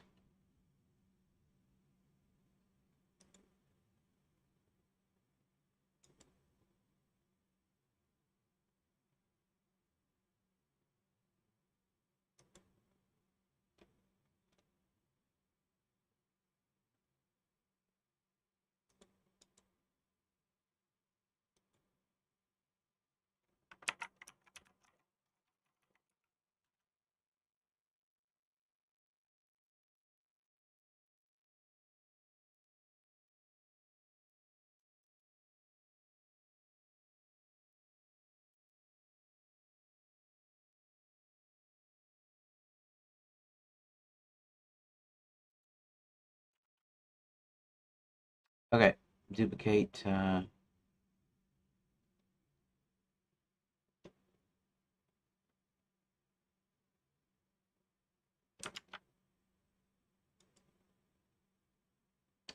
Rename it as a layout tool and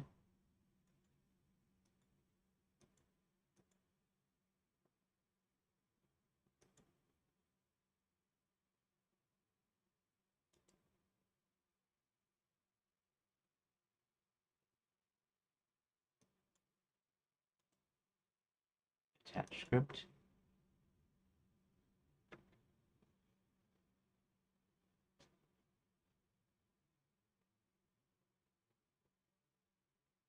Cancel. Um,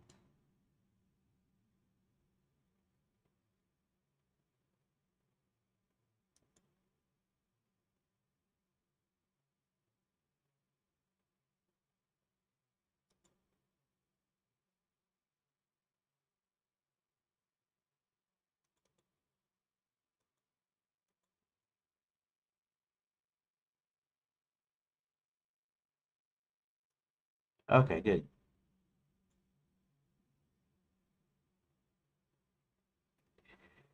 Where is it?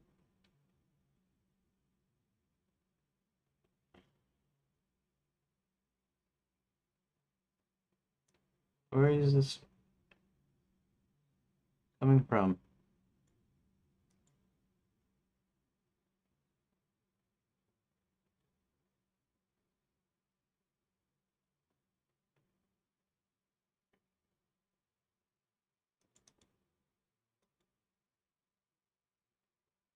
$544. What's the problem here? What's going on here?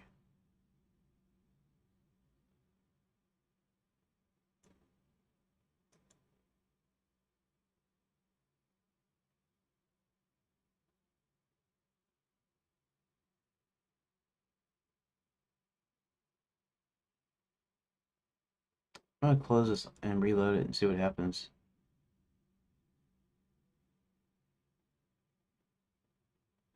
Save and close, I guess. Let's try something here. Let's pull this back up again.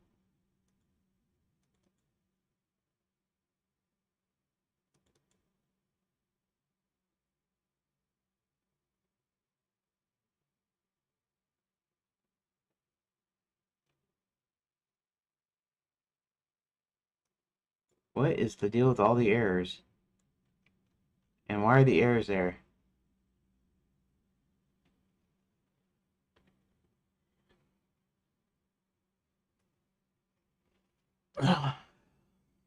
So weird.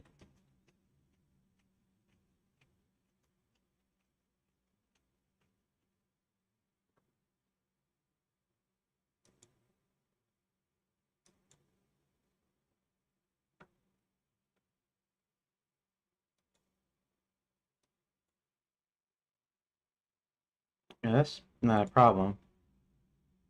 Layout tool though. Reload save scene.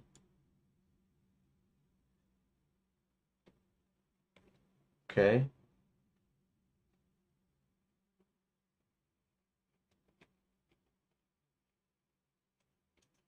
Okay, so how come... Okay, let's check this out.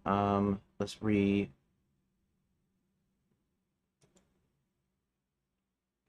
gonna rerun it. I'm gonna see if it errors out now that it showed that it was working properly. No?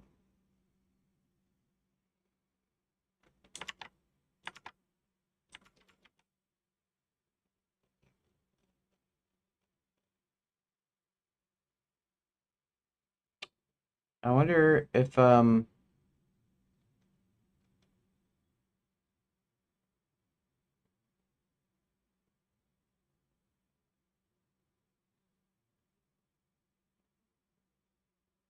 oh, I see. I think I get it. I get it. I get it.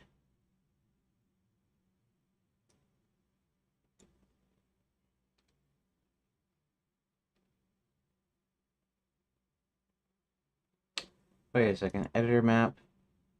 No layout tool.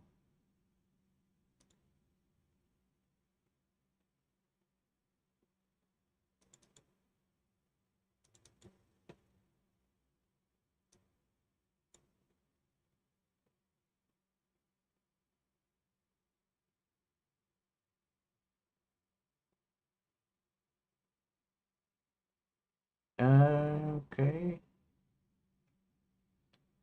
Let's look at this here for a second. We just added.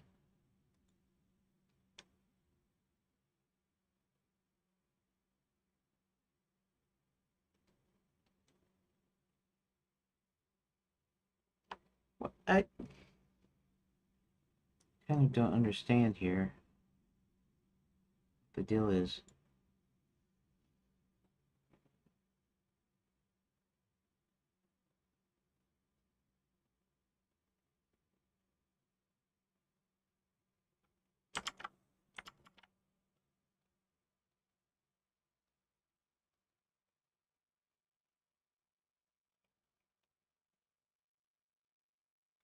Okay, I'm getting a bunch of weird errors.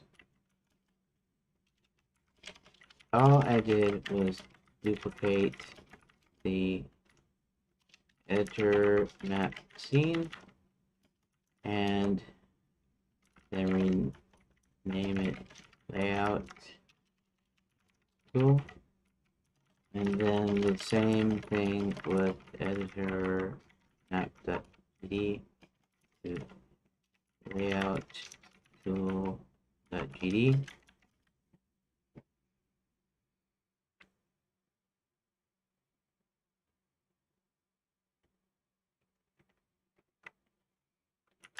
For some reason, giving me a bunch of odd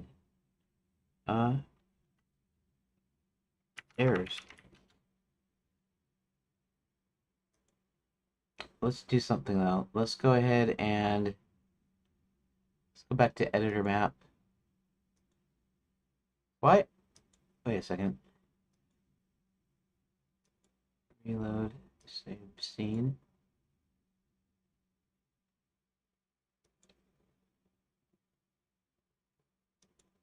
Everything there? Okay.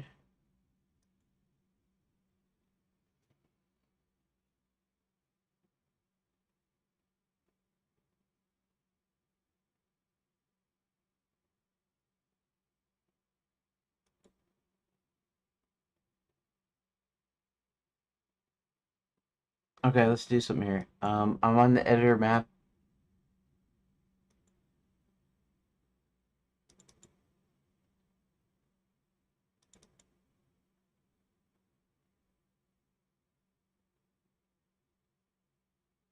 This is giving me errors. Why is it giving me errors?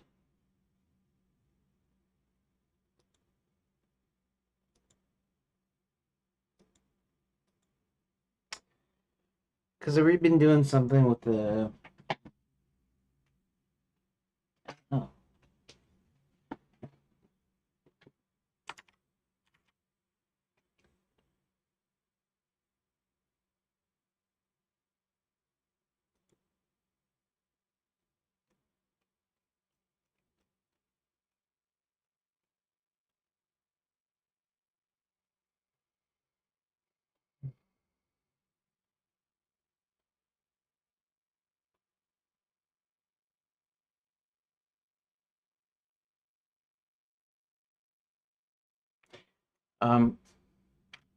Okay, so here's one thing. I noticed I don't have a class name for the editor map. At least, at this time. Maybe it was before, but now,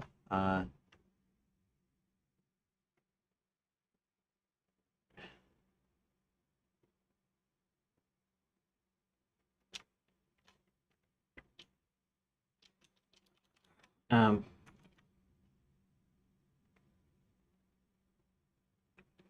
so neither it nor layout GD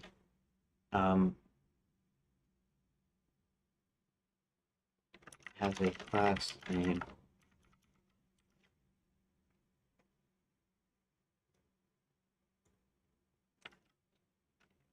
Just friends node. Presumably, there's a conflict being practically the same, but I don't see why there should be any conflict.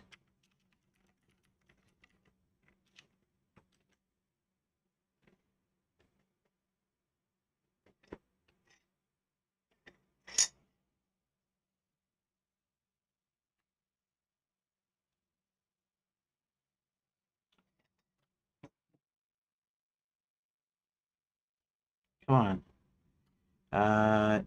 Okay.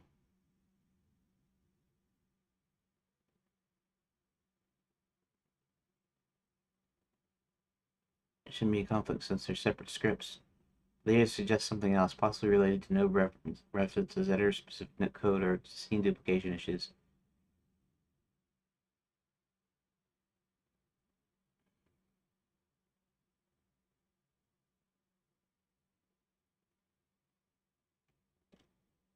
Without a class name, both scripts are just node subclasses. So readout shouldn't confuse them. However, duplicated code might reference editor-specific resources, editor interface signals that fail in layout tools, non-tool context. They're both tools though too.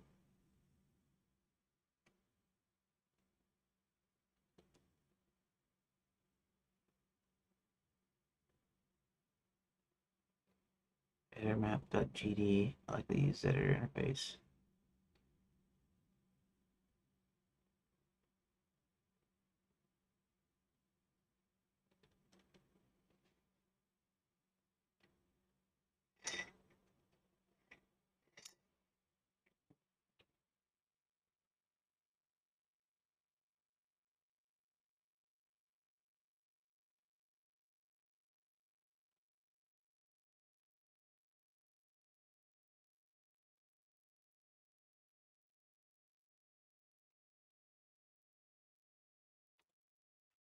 Okay, the layout tool script is also a tool script.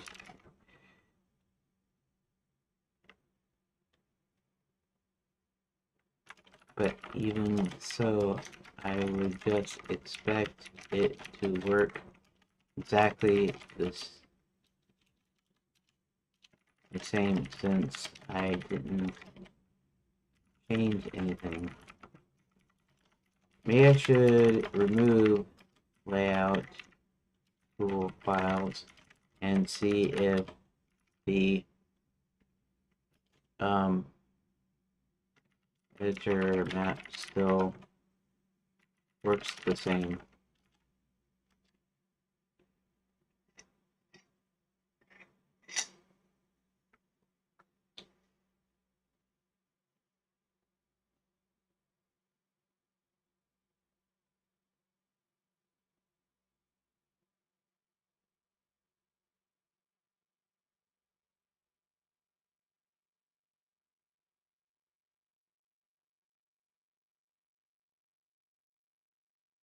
Also, let me do something to here too. GitHub.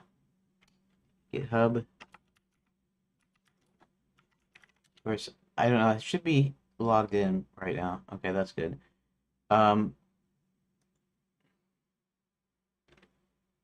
Let's go into. Now I haven't added the layout tool here, so this should be fine here. Let's go to scripts. Let's go into editor map script. Everything is working. Okay. That's interesting. Okay. So I might just delete layout, run the test scene. Of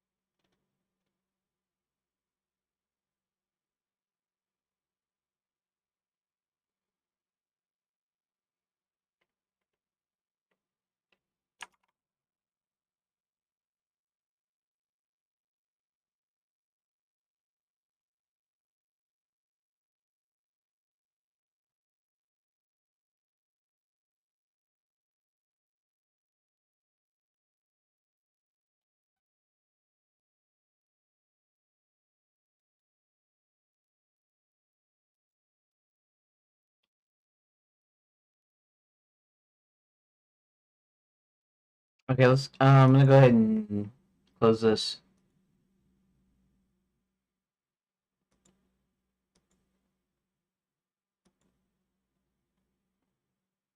Let's go to scenes, delete. Go to scripts,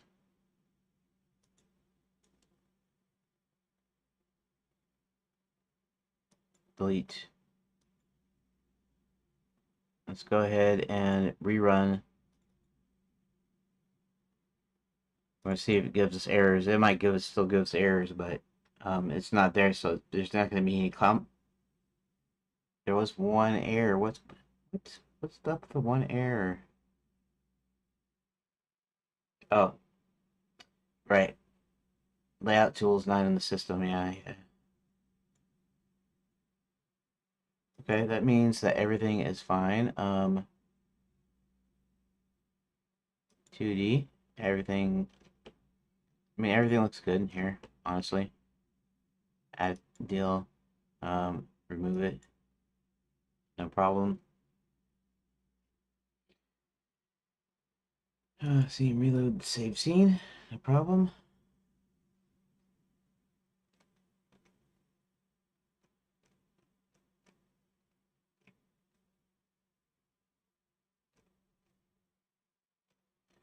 Huh.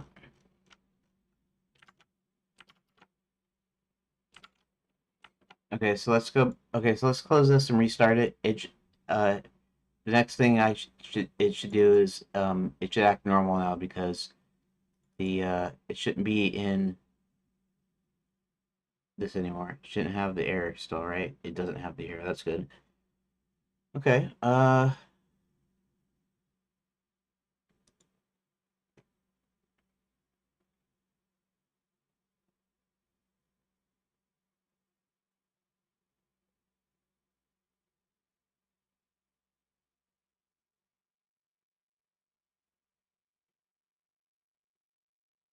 Okay.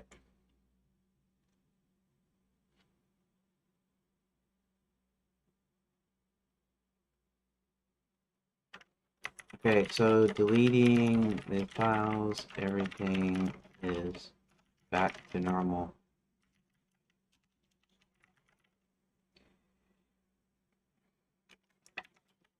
So I guess maybe I should add a class name to the editor map.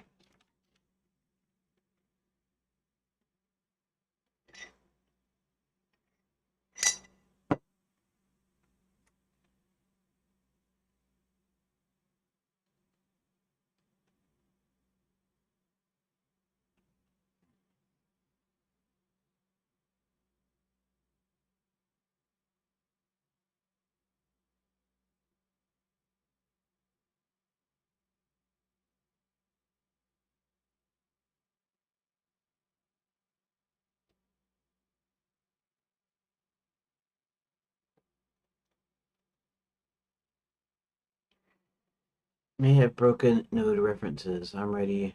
Resource paths.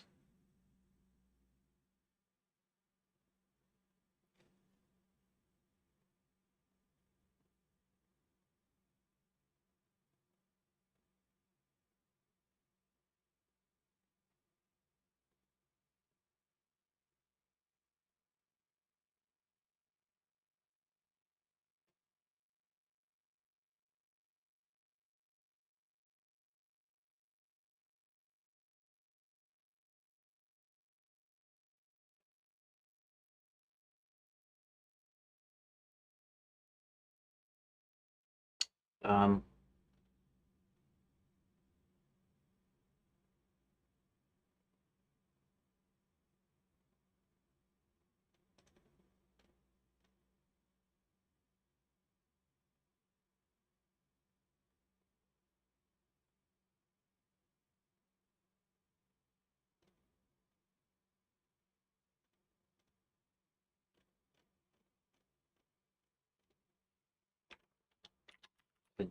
suggestion.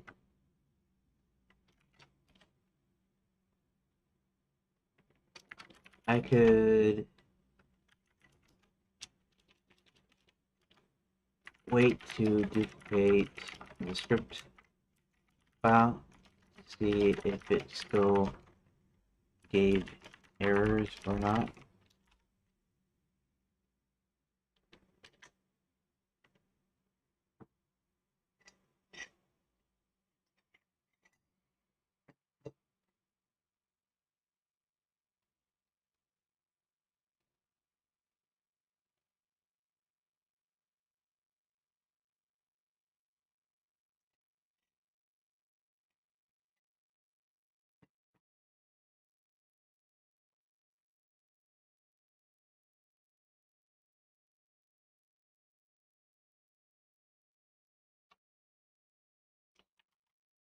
Okay, so the first thing I'm going to do then is class name editor tool, I think, editor map.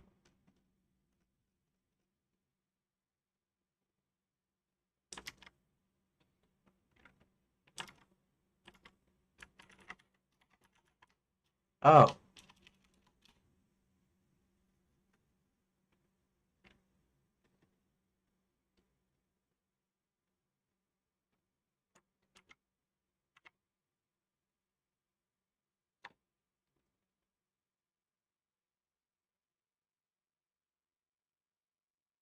editor map. Okay.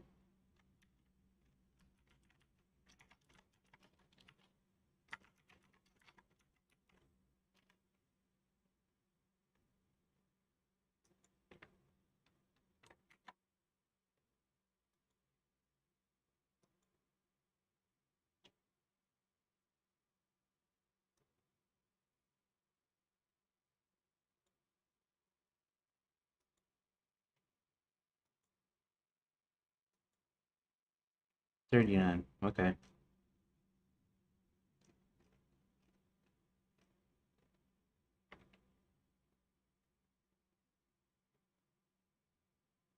Okay. So now we extended. All right.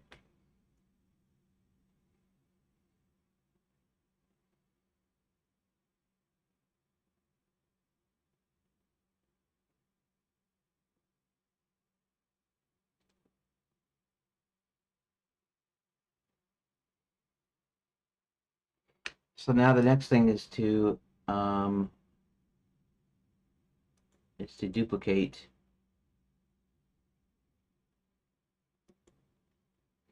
We're going to call it layout tool.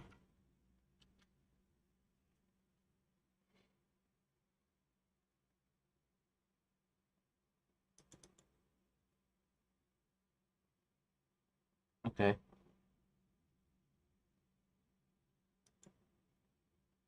So now what I'm gonna do is I'm gonna exit and restart it. I'm gonna see if it gives me any errors.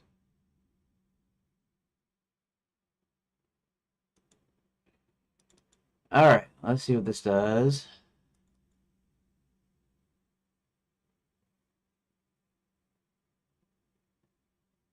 The errors are back.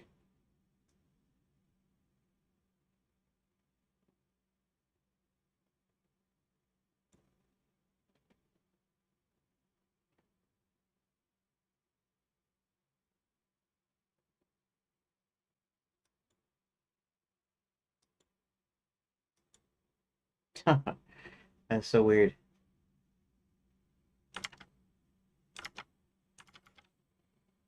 It's running at tool, so it's running automatically. So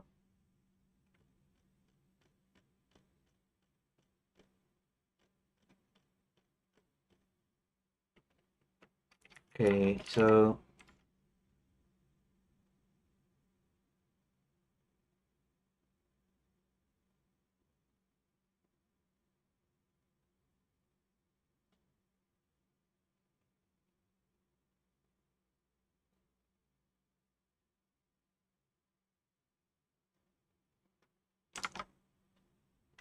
all I did was duplicate uh, is seen. Now I have the errors. Even the root node is still editor map in the layout tool scene.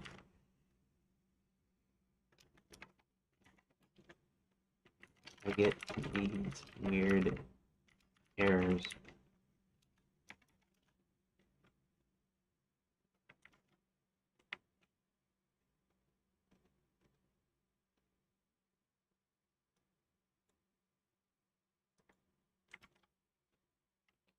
This is the output.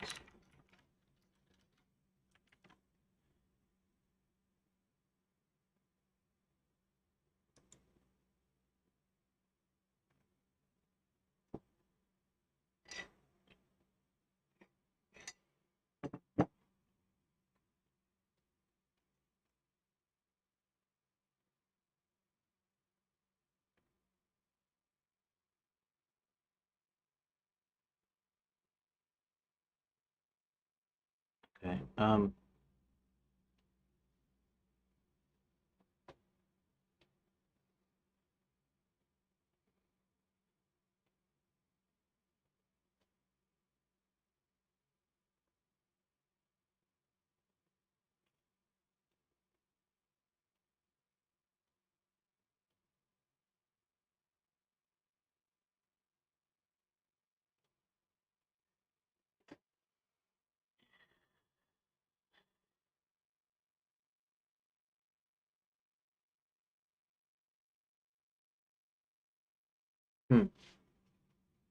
Editroom.ge likely uses editor interface.getEdited scene root to interact with the editor scene tree.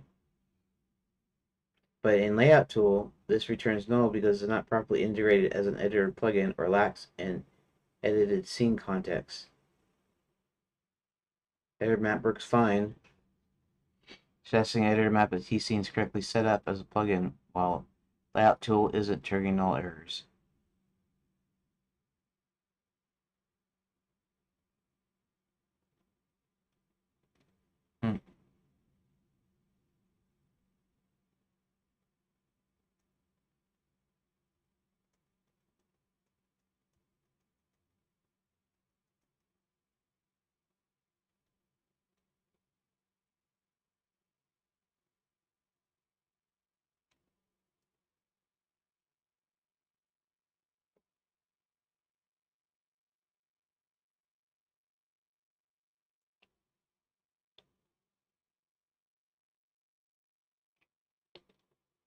That's not okay.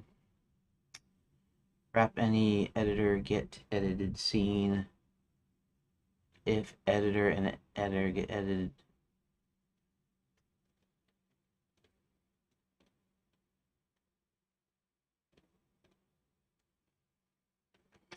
If I check for nulls, which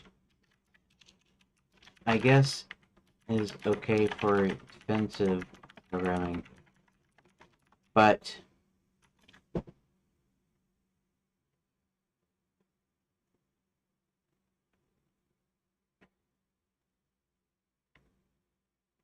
this doesn't address the issue why a duplicate scene would now generate errors for both.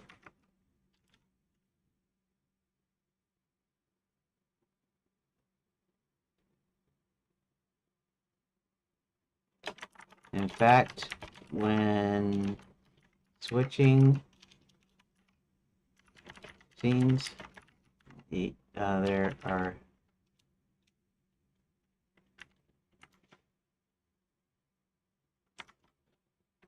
now no rooms underneath the rooms node. So what's going on here?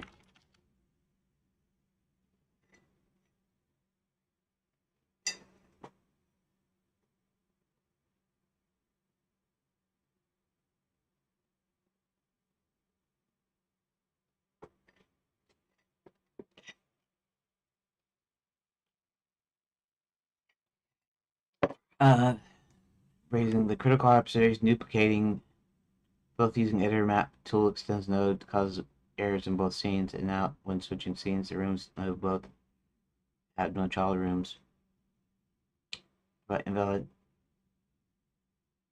editor context issue. It's missing rooms and other rooms indicate a deeper problem with editor room instances are created and cleared. Since you're following a step-by-step, I will analyze. Okay. Root cause. This is so weird.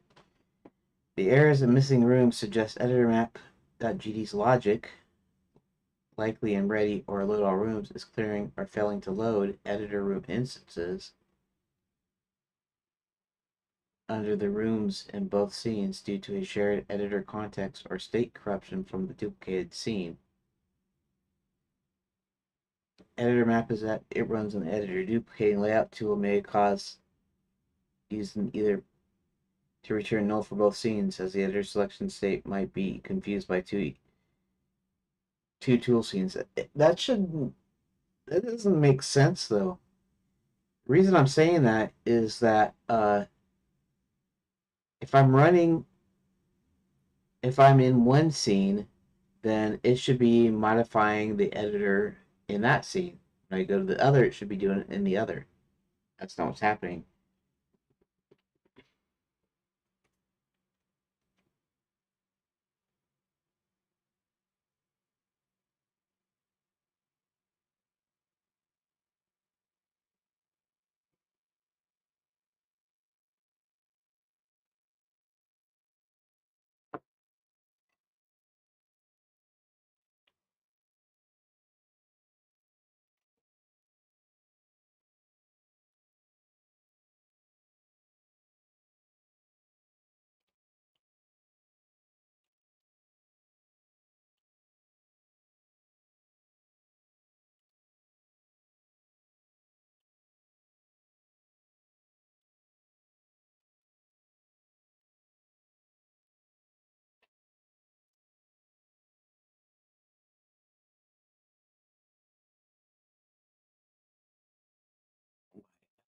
All our Y rooms are cleared. We need to adjust the clearing.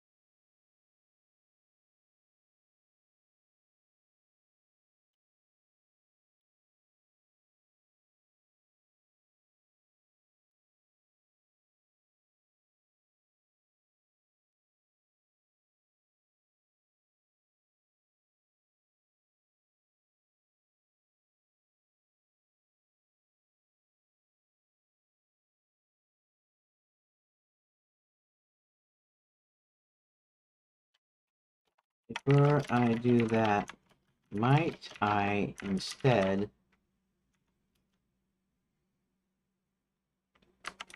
create a new scene that uses existing script. Treasure map.g script. Because maybe there's just a problem with loading both scene files that are duplicated.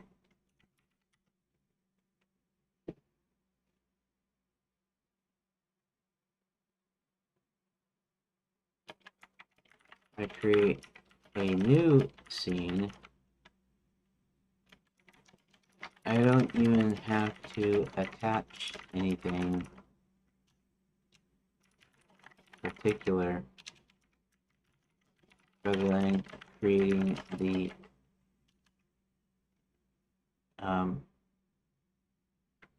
layout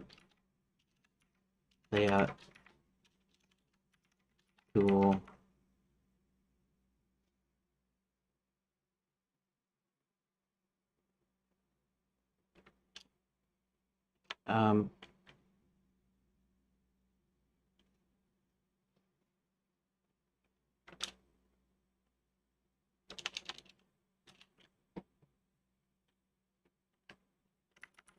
It's only 2 nodes, and then this script file will load up the JSON files. Everything else, we'll see. We'll see.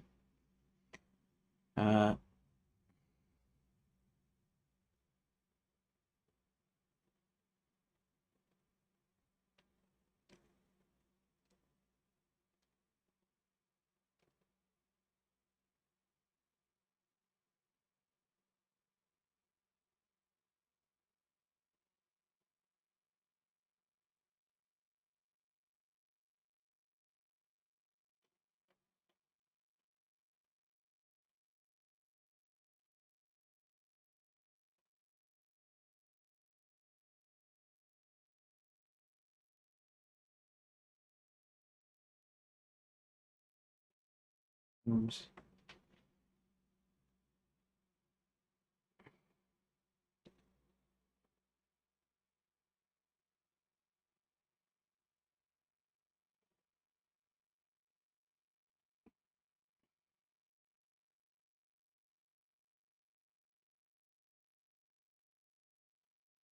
Okay.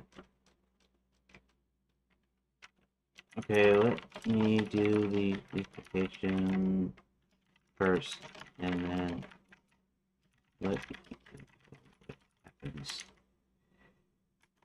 Give me a few minutes.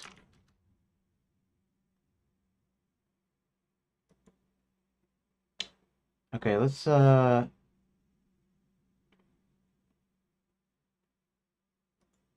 and close layout tool. Your map. Oh,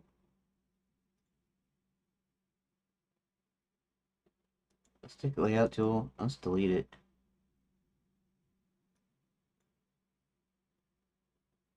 Move. Scene reload. We're gonna reload save scene first. Okay, no new errors here. That means there was no errors. Now I'm gonna go ahead and close this. And I'm gonna restart it. I'm just making sure everything is working again after I restart. And it did. Okay, everything's working.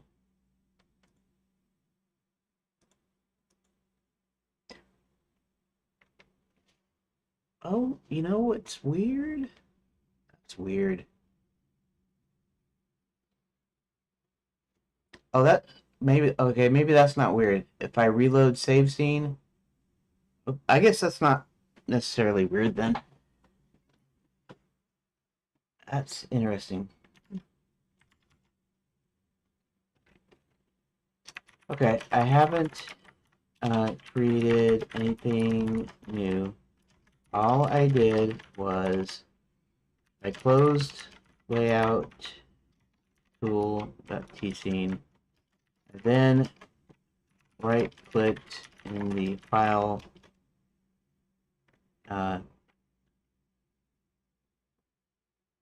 manager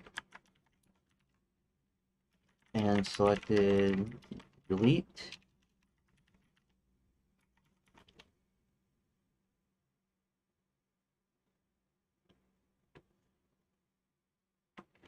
I reloaded the scene.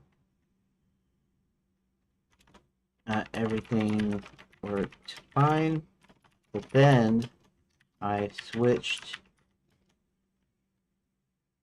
scenes. I have a couple of other scenes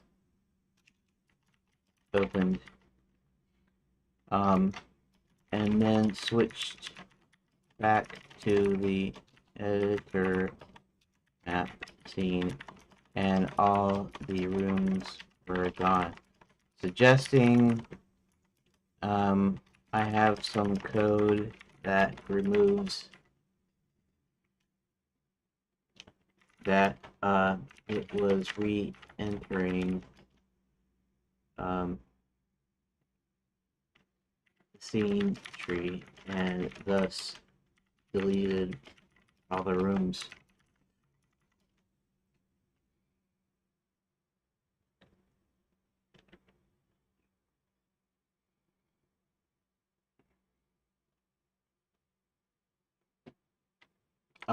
Yeah, in fact, let's see something here.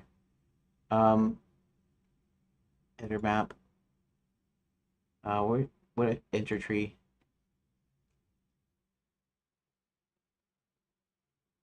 Enter tree doesn't do anything.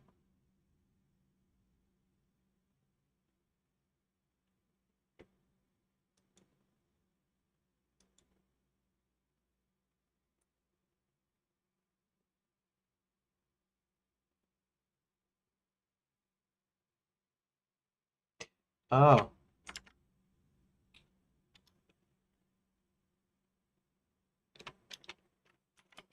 I'm looking at the output. It was clearing in exit tree. In fact, that is what it was doing, is clearing, right?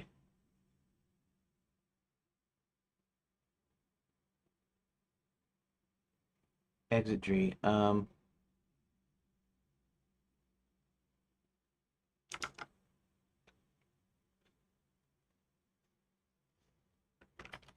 So that removal of rooms was not a problem here.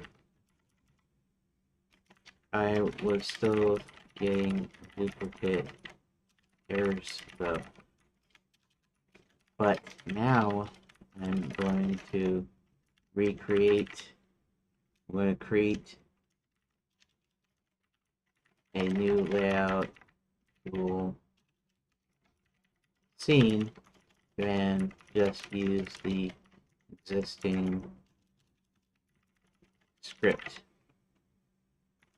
to see if it gives me those errors. I suspect it won't, because duplicating was actually copying some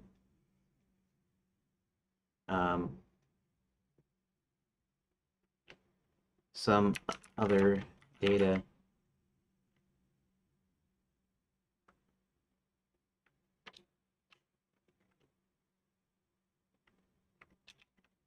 Other scene data,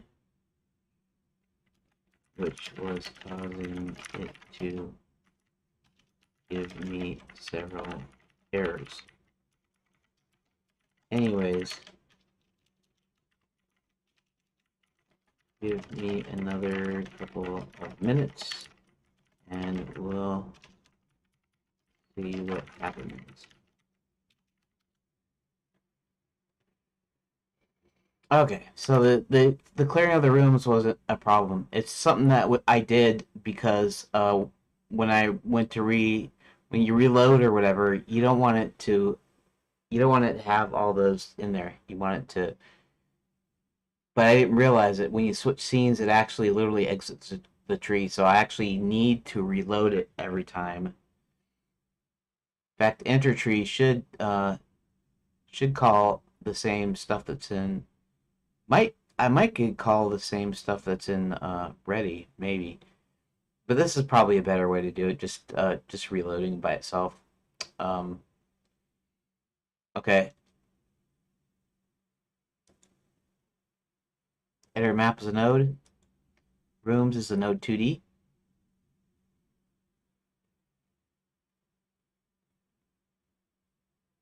Okay,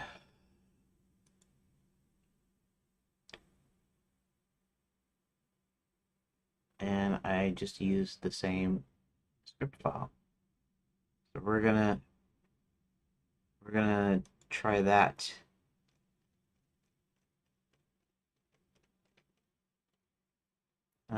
Okay.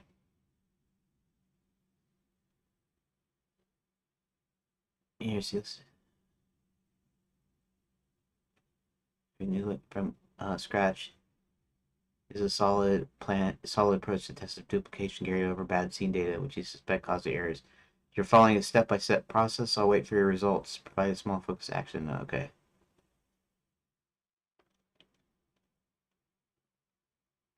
Create a new scene. Root node, child node. Okay.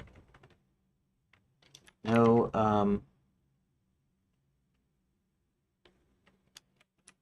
pulling node.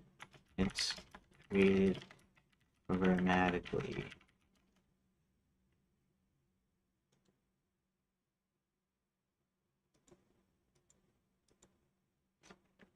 Anyways, created by code.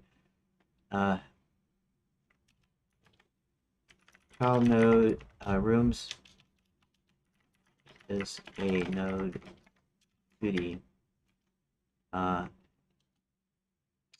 editor map is just a plain node. Anywho, give me a few moments.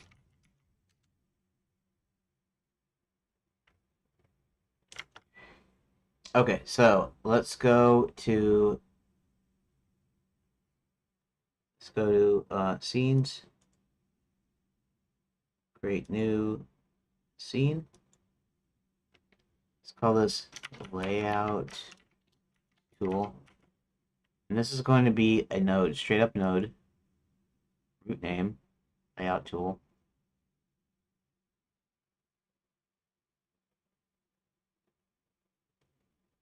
Okay. Okay. We're gonna add a node, we're gonna call it rooms,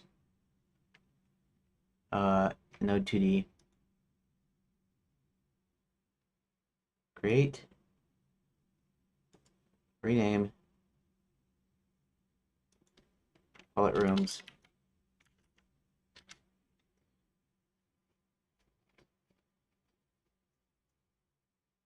That's weird.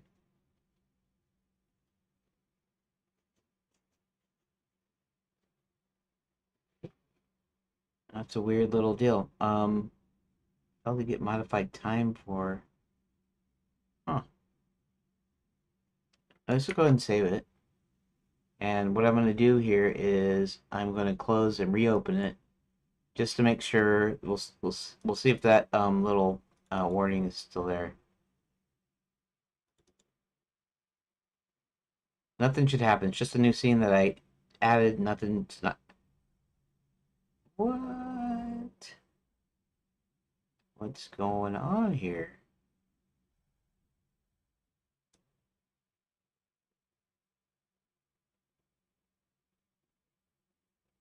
That is so weird.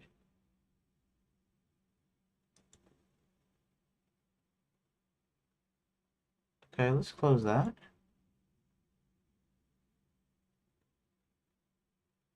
Oh, shoot. It's actually almost time for me to go.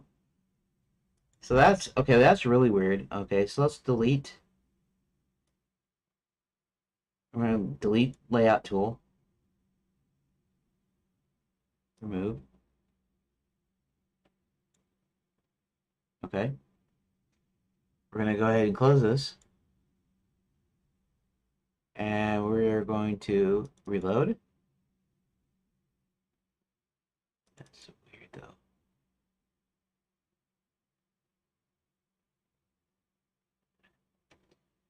Really weird.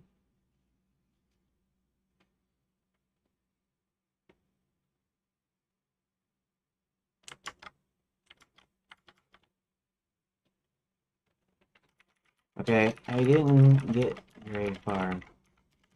I created a new scene called layout tool. Made sure it was a node.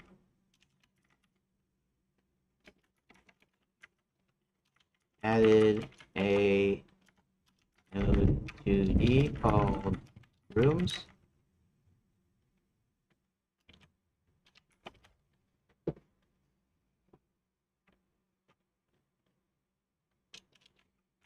Exited, restarted, and then it gave me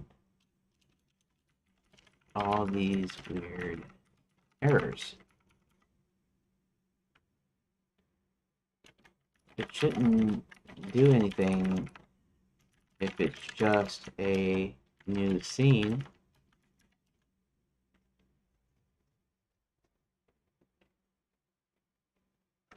Something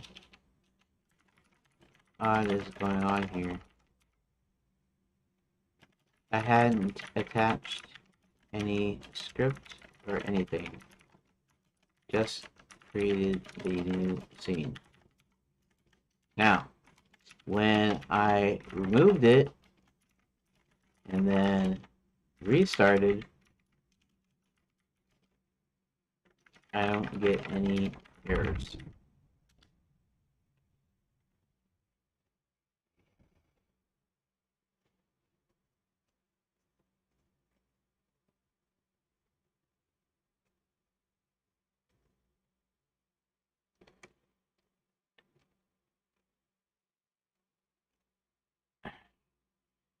Without attaching caused weird errors, but removing it restarted. This is indeed odd. A new scene, no script shouldn't trigger.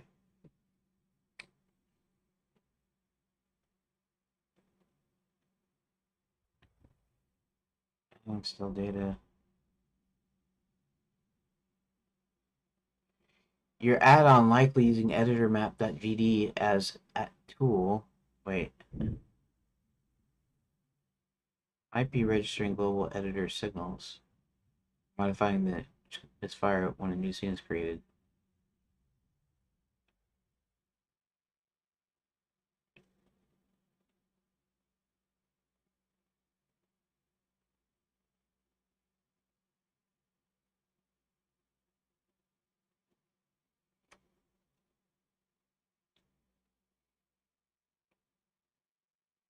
Um,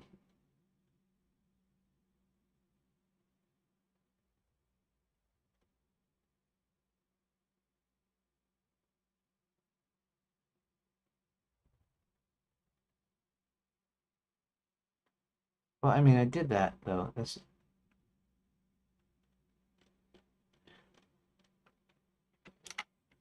Um, I don't know how adding a new scene going to be any different, as I had not attached any scripts to the new scene. I'm suspecting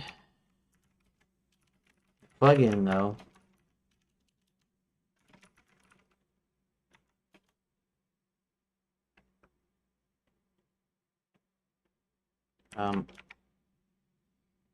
I am suspecting the plugin.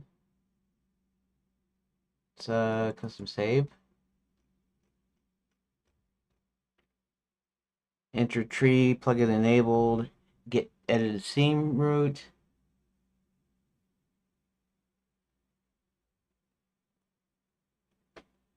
Not editor map.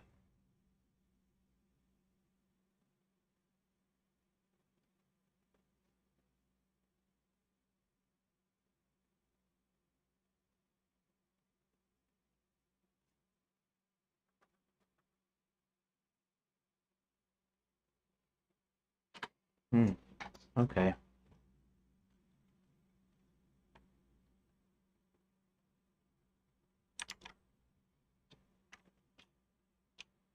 What's going to plug in though?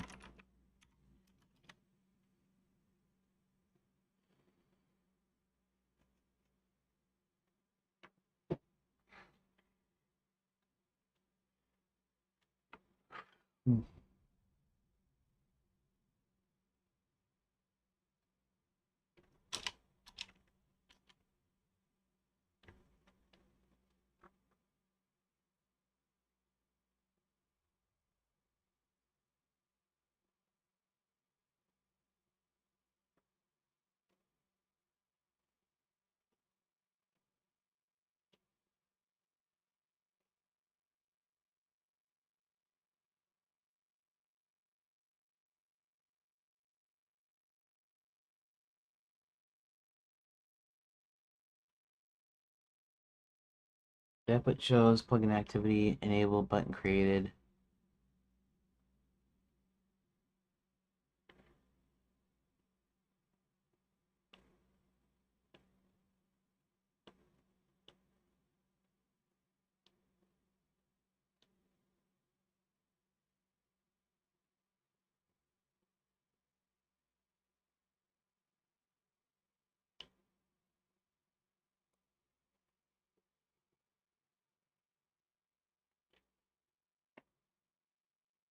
Uh,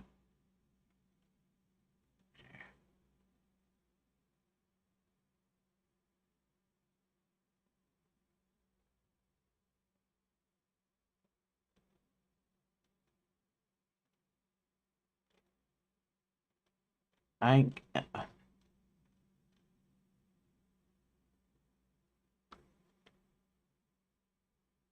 the plugin is only for the add and remove buttons, so it's not. I don't think it's. I don't think it's the other. I don't think it's the console, the line thing.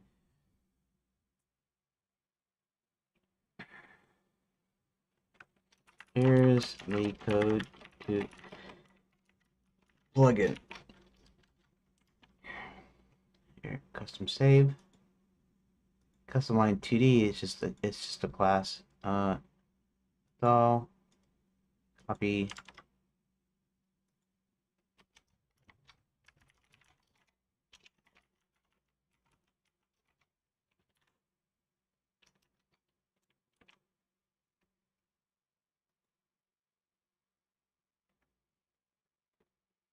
They'll be able to tell me, yeah, that's what it is. I just have a thing called editor map in there though, so that's not itself going to do it. Okay. So anything that gets loaded up is going to have a problem because it's going to try to create these buttons and stuff, and I won't be able to do it. I think is the idea. So I could make sure that I wrap all the code in there. Uh, hmm.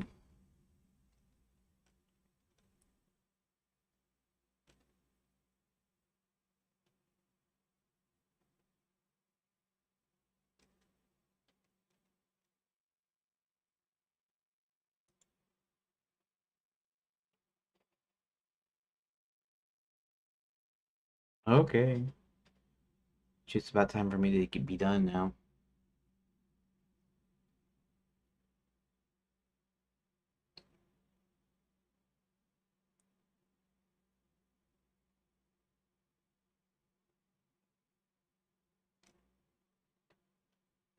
Where is the dang scroll bar? Oh.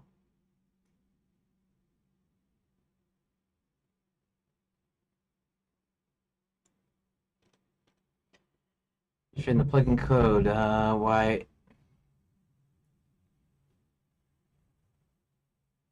I already know why it loses rooms. I already said why it does.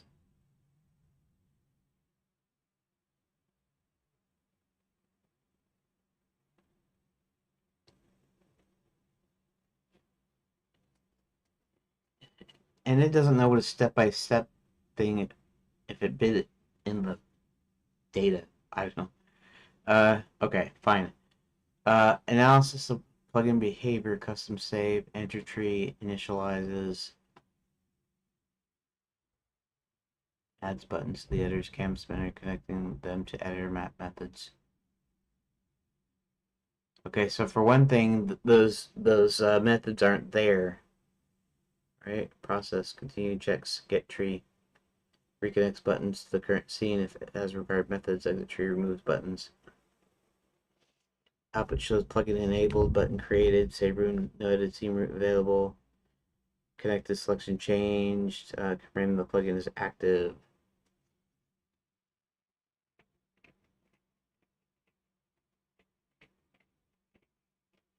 And honestly, it shouldn't have had a problem with the duplicate, though, either. Because the duplicate was using the same thing, so it should be fine in using it. Although, when you exit tree, I guess, it would lose it. I don't know.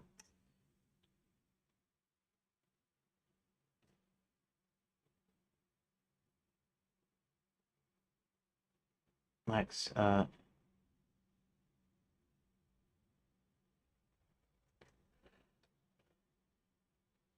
plugin doesn't connect to buttons, but editor room still tries to access edit scene root.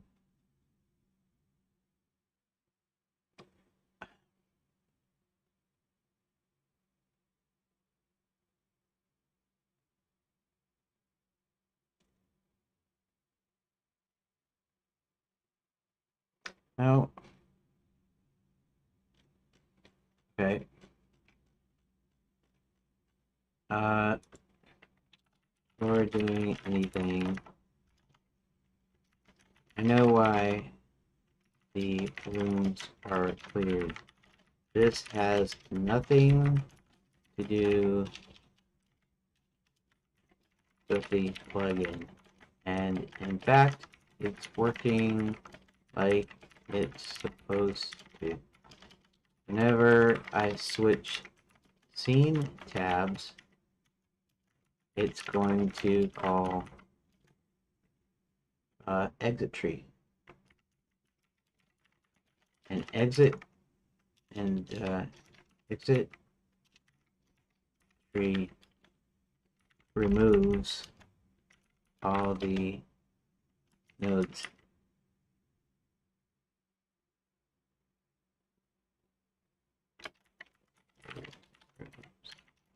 So this has nothing to do with the plugin or other errors.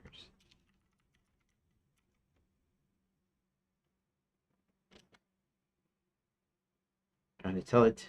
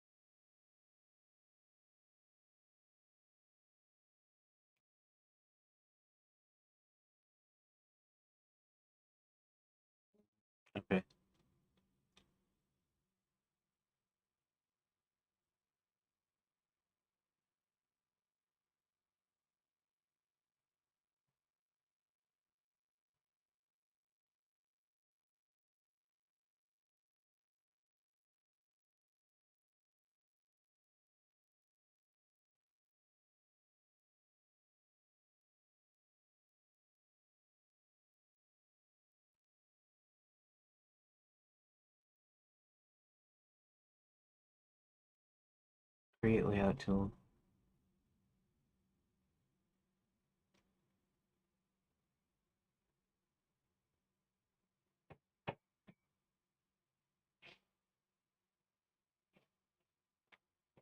What's he doing in there?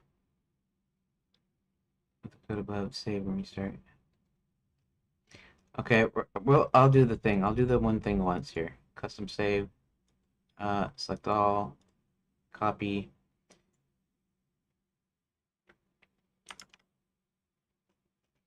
Honestly, though,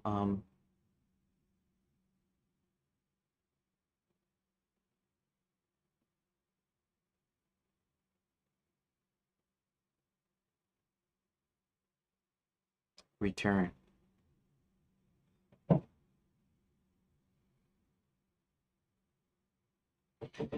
Okay, the name would be already set, wouldn't it? Okay, that's all right. I'm gonna do the thing here where I'm gonna paste this, and then I'm gonna go ahead and copy that here. Then we're gonna paste, save, okay, and then all I'm gonna do is I'm going to close this and restart. Okay, let's restart it. And hopefully there's no errors here.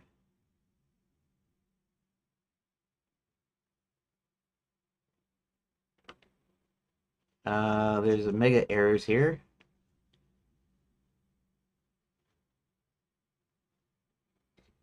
71, huh? Right.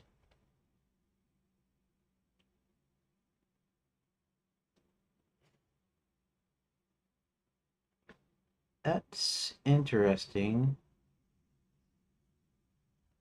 71 is connected.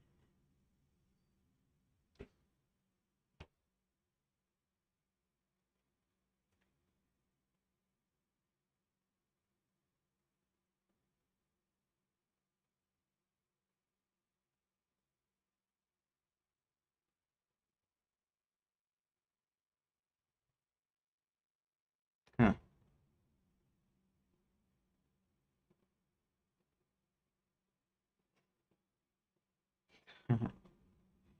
Okay.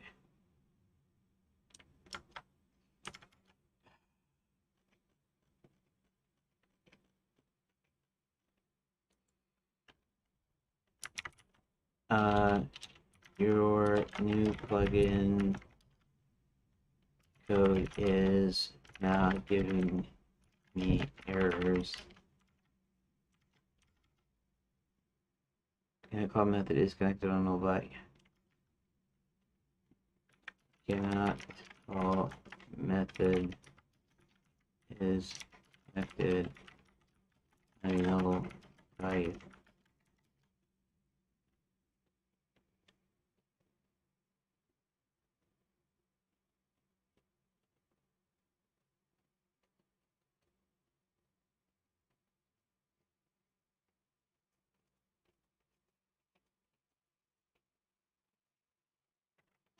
I think I'm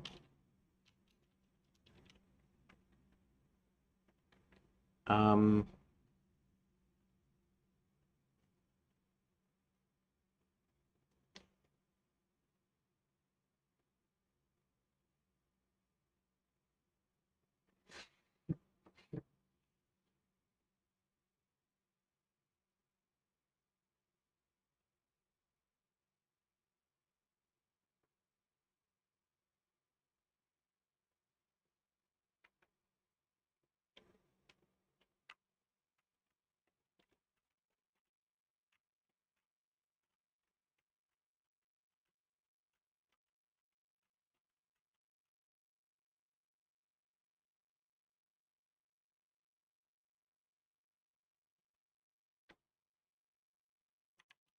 so I'm going to replace it with the old code.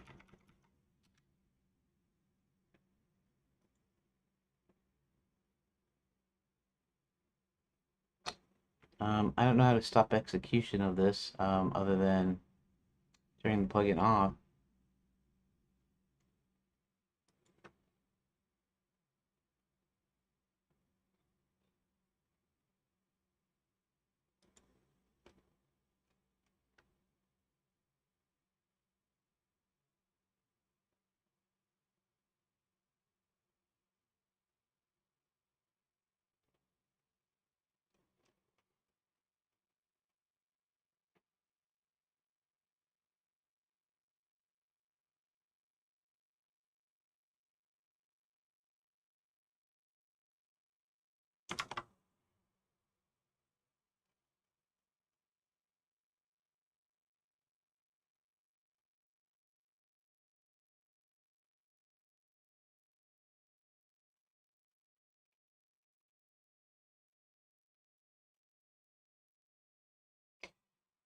Likely buttons, code skips creation for dot editor map scene and still tries to reconnect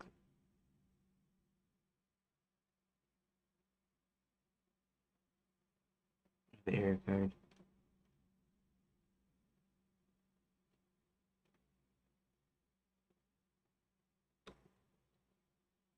I'm going to do what I said. I'm going to go ahead and select all,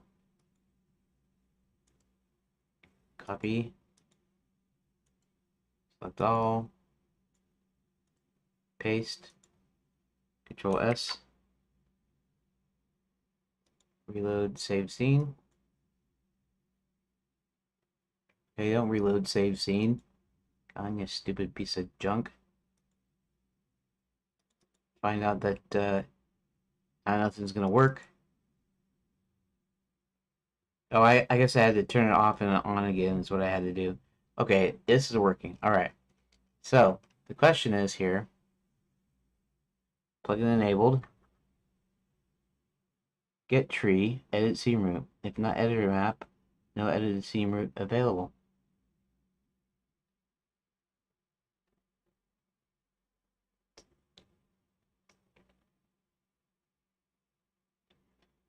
Okay. Editor map is just a node. That's fine.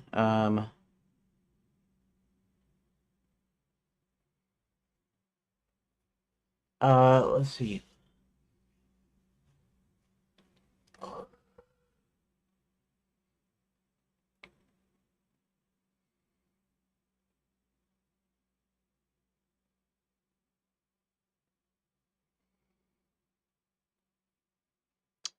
Var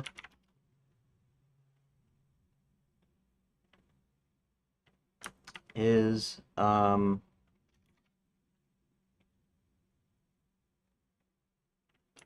his editor map. Okay. Equals. Do I initially set it to false? It's false.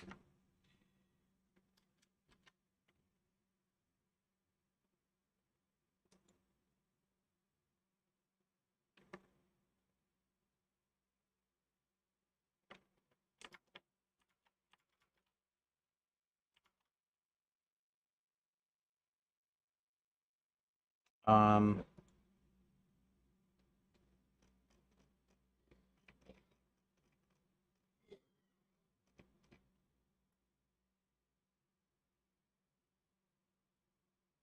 Editor map that name.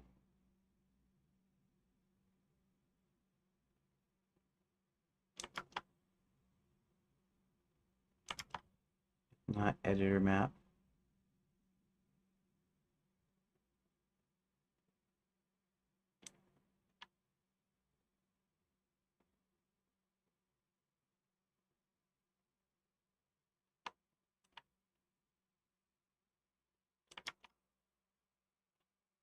Editor map.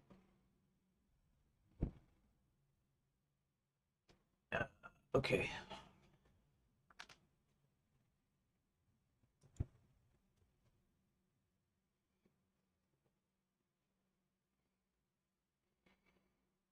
So let's not renew it.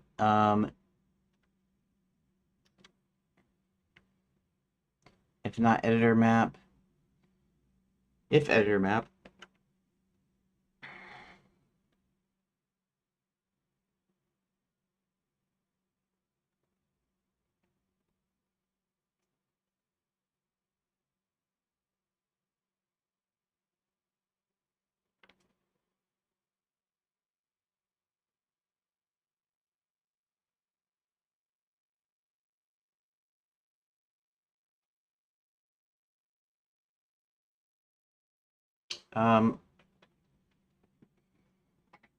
means it if editor map exists, but right.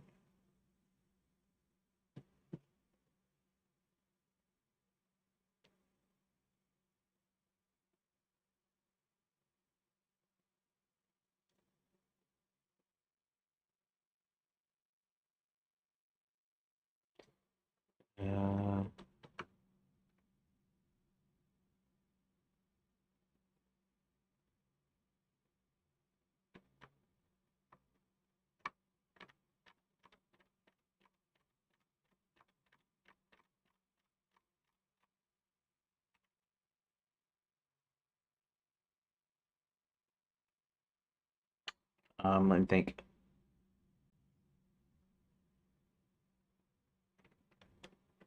If editor map name is equal to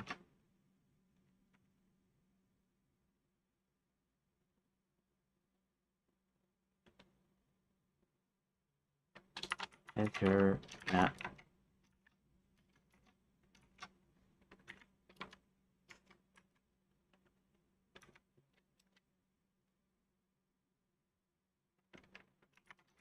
editor map true.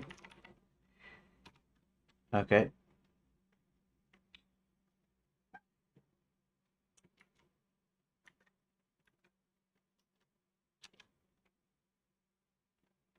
Else return.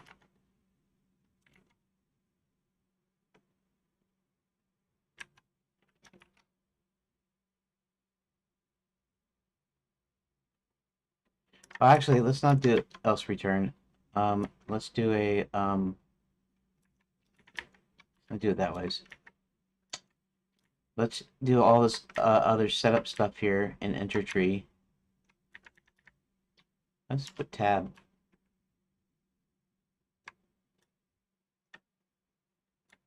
Go ahead, tab it in one more time.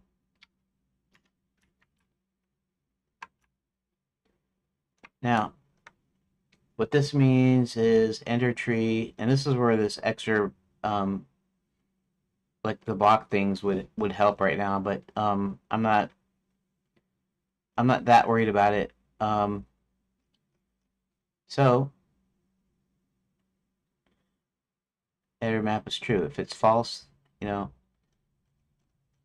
So this is what we do. If is error map, then do this stuff in here. Tab. So okay. Button pressed.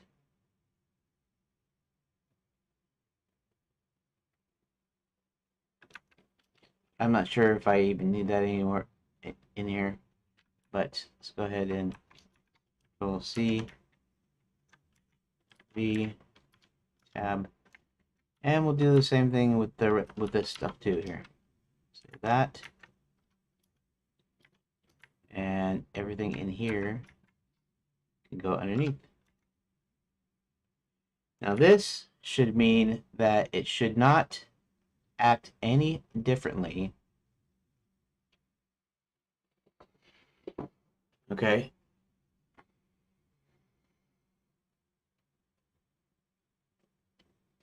Now this won't even add the buttons if the name is wrong, and if it's right, then it should do everything like it does anyways.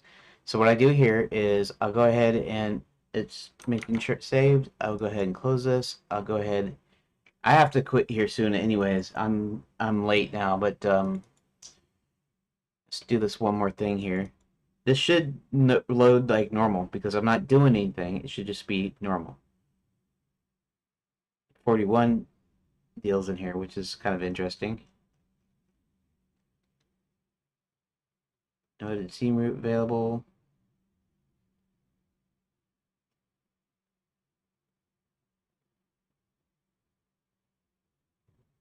Oh, interesting.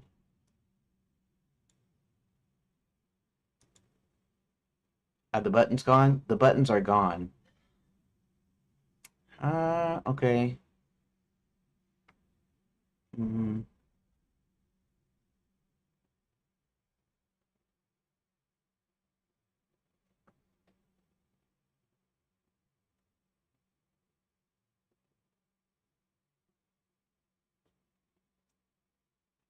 So this didn't work like I was expecting it to.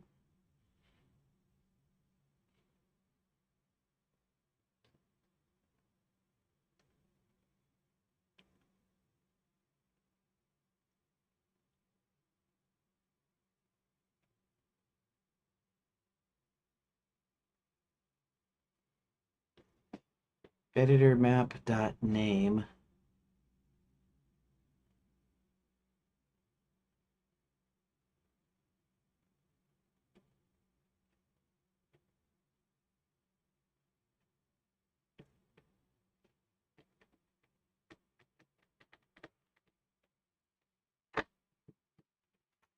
Heck on it.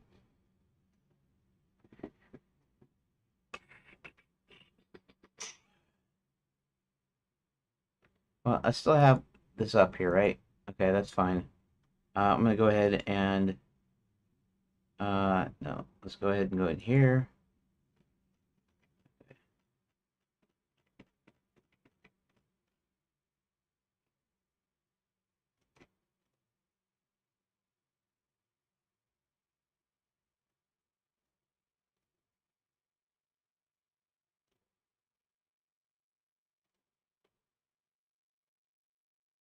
Creates button, regardless of editor map, ensuring they're never null. Only connects buttons to editor map if edits unit via new connect buttons function. Skips non-editor map scenes and updates editor map only when needed. Calling connect buttons to reconnect safely. Fixes null error. Room clearing. Okay, so let's we'll go ahead and do this. We'll try this once, and I can also revert it if I want to still. So select all. Paste.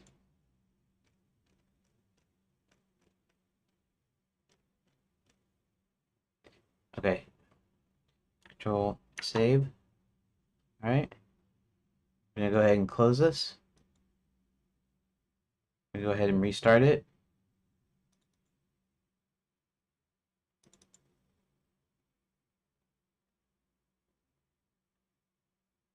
Any errors? No errors. Okay.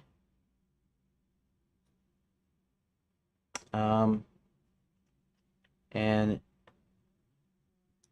the okay, so the buttons are there again. Okay. And that should mean if I if I create a new scene, okay. Uh, new scene. No, let's close that. Uh, Scenes, create new scene. We're gonna call this layout tool.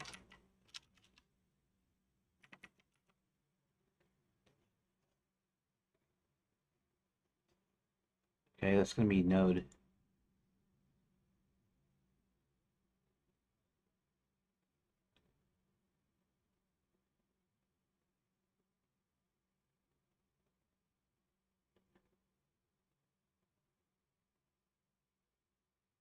Okay, so the T scene file. We're gonna call this layout tool like that. Okay, and so that remains. That's fine. And it's a node. Okay. Okay.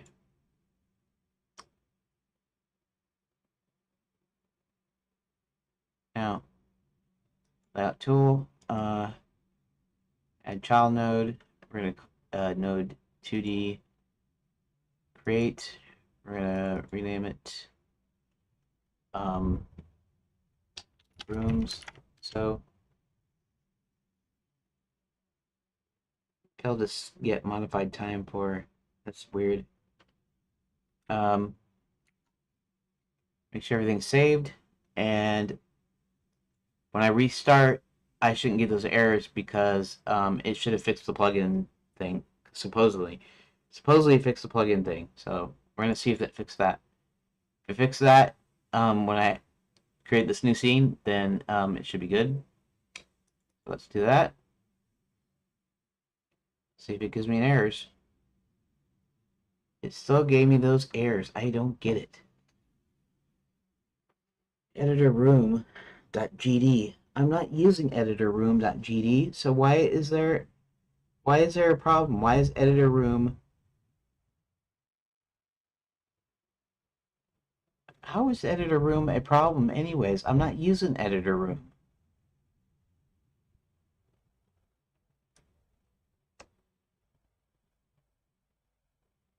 Okay.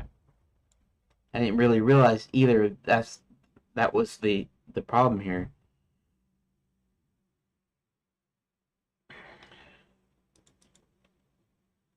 Like 682, I'm just gonna look at it. 682. I'm not gonna be able to tell anything though. Get tree edited scene root. Editor room shouldn't even be doing anything. I'm not loading editor room. I'm not loading a script.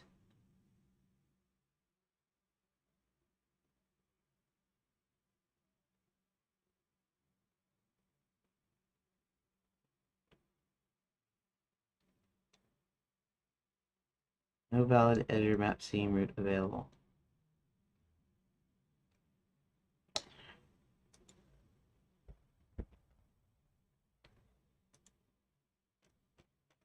Okay. Okay, things are working again, but creating a new scene is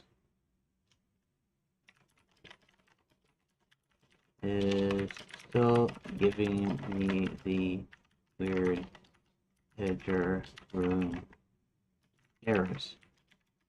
I don't have a clue why, considering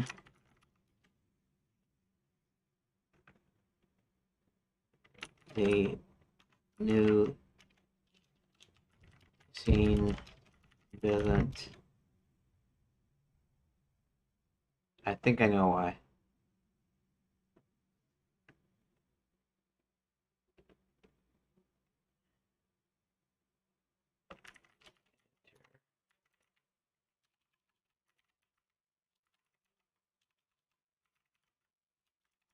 Wait, I think I just figured out what's going on. Me another moment. So probably what's happening is the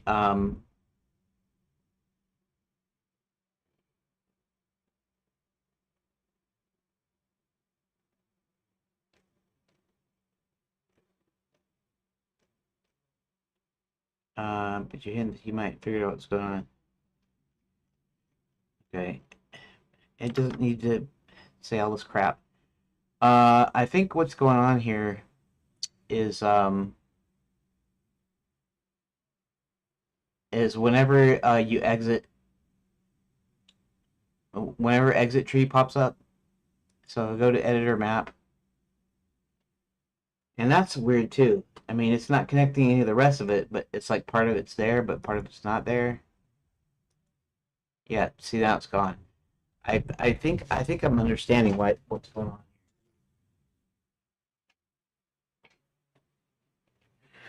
Okay. What I think is happening here is that when you when editor map exits the tree, like when switching tabs, or like when switching tabs, it removes all the rooms and the code is still executing, which means if there's nothing uh, if there's nothing in the scene tree, then it's going to error that nothing is there.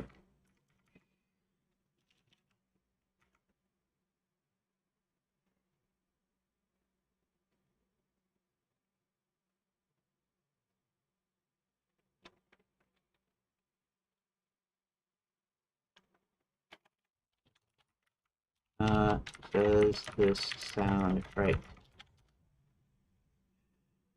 Oh, crap. I hit the stupid...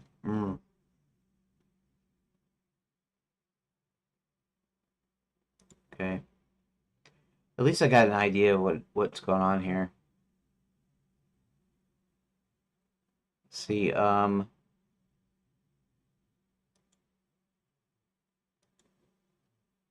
now I can ask Grok from off of X, and I can ask ChatGPT, but it's not part of the same conversation.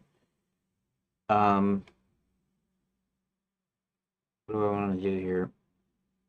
I mean, other than quit, obviously.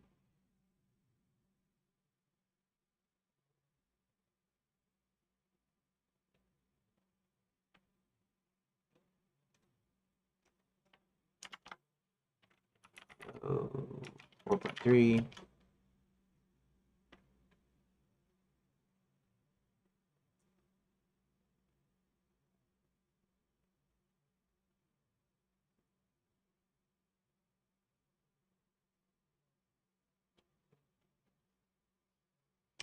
Um,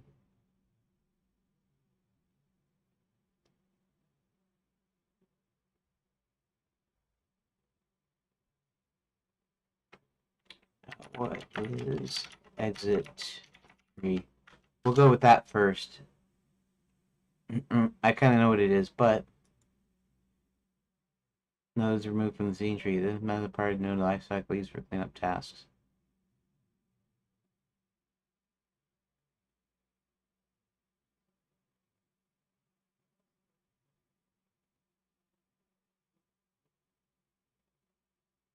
Oh, the node is removed, such as saving data.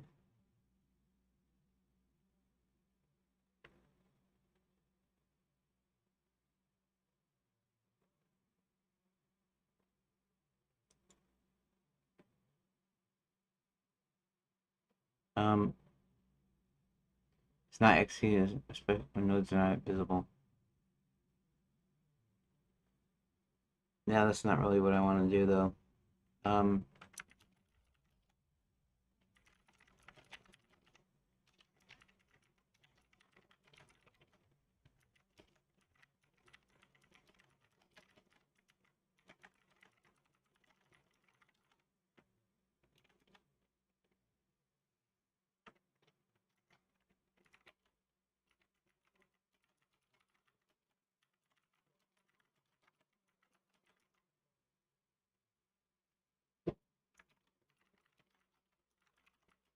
um,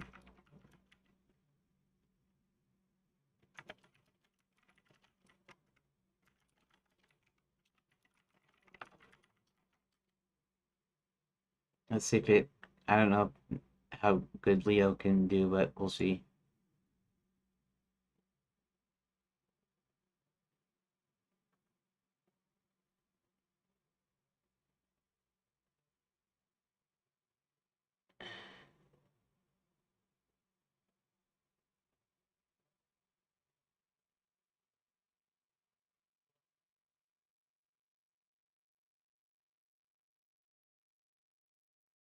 Application multiplication sends out notification to all nodes that are set up to receive it, allowing them to perform any.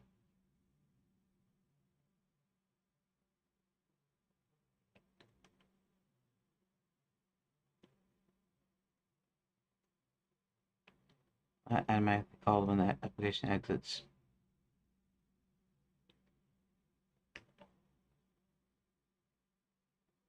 To handle program termination gracefully, you can connect to the notification to VM quit reset request notification, which is sent when the user attempts to close the application window. So, does this notification also work when hitting the reload saved scene option under the, is it a file menu? Under the scene menu?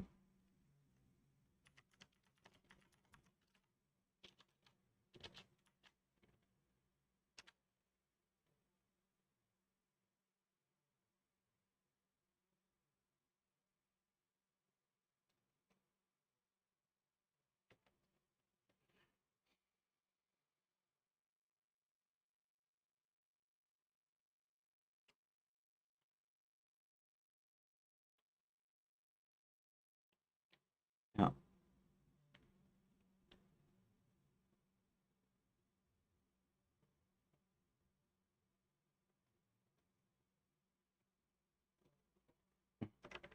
I don't want to reload the scene in code.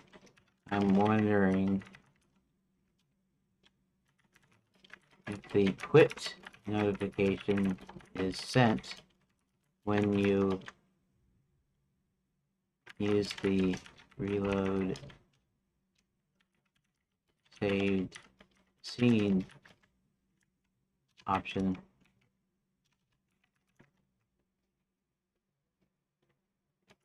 in the menu.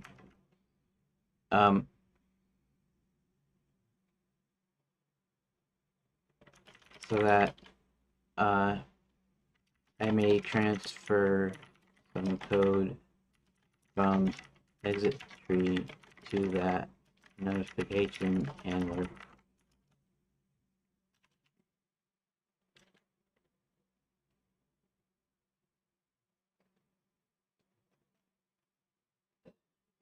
Needs to handle window close events, allowing for pre-termination logic to be executed before the application exits.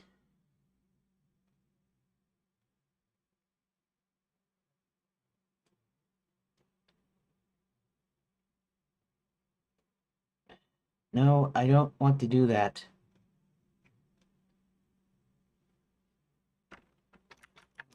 Not trying to reload a scene.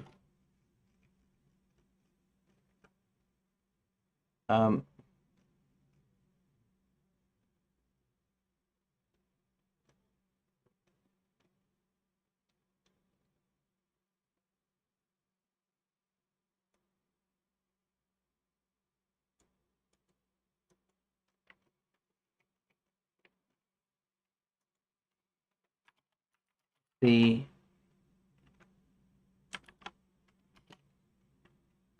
sent when just exiting the editor, or does it also get sent when using the reload save scene option from the scene menu dropdown?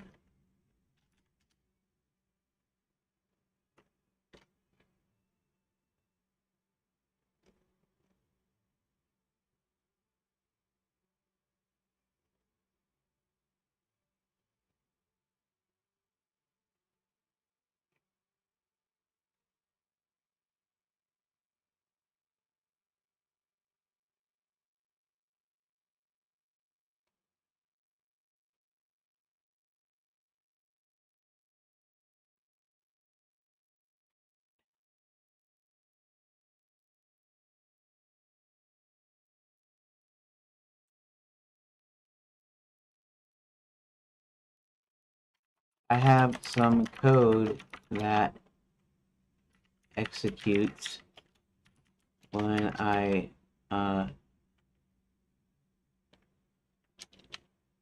in exit tree. causing problems.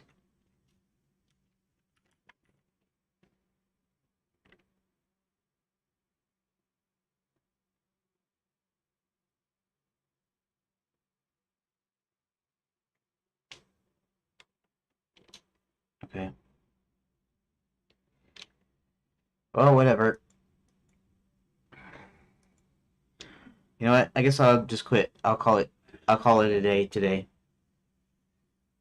Uh, Still have to figure out what the problem is here. Scene, reload, save scene. Okay. This is all cool. It's all cool. Okay.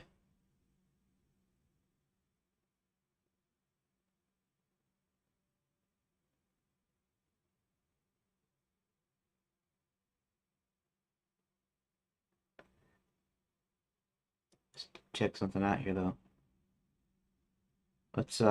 I'm gonna do one more thing here real quick before quitting today.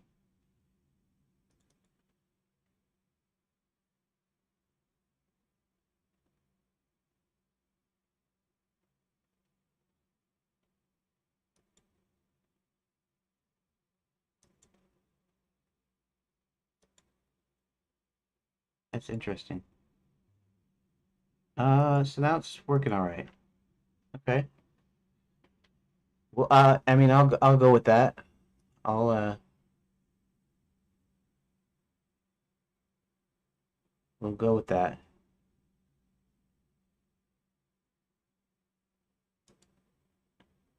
Catch script. Um,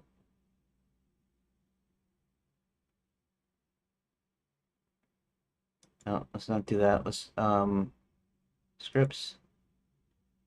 Uh, editor map dot gd. Open. Load.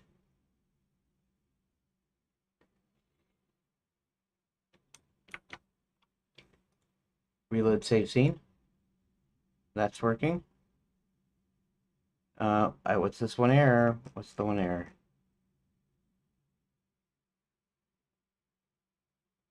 316.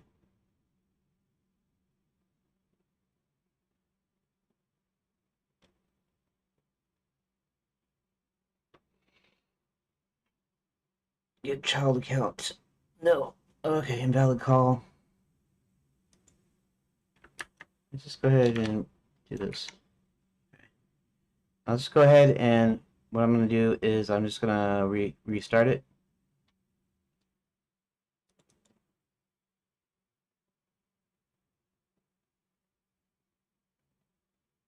And now those errors are back. Why are they back? I still have no clue.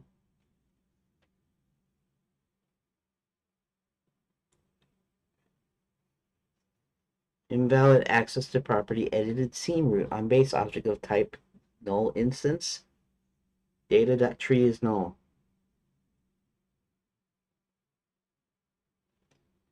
Okay, it doesn't really matter because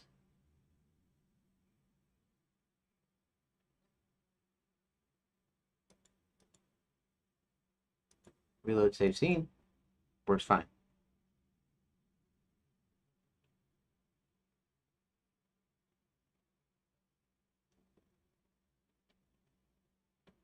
Actually, let's do something here. I'm gonna do this, and I'm gonna delete all these nodes here. Delete. Okay. I'm gonna save it. Editor map. Reload save scene. Okay, but we're gonna do the same thing here. Delete. Okay. Control S. Okay, we're gonna close this. And I'm gonna restart one more time.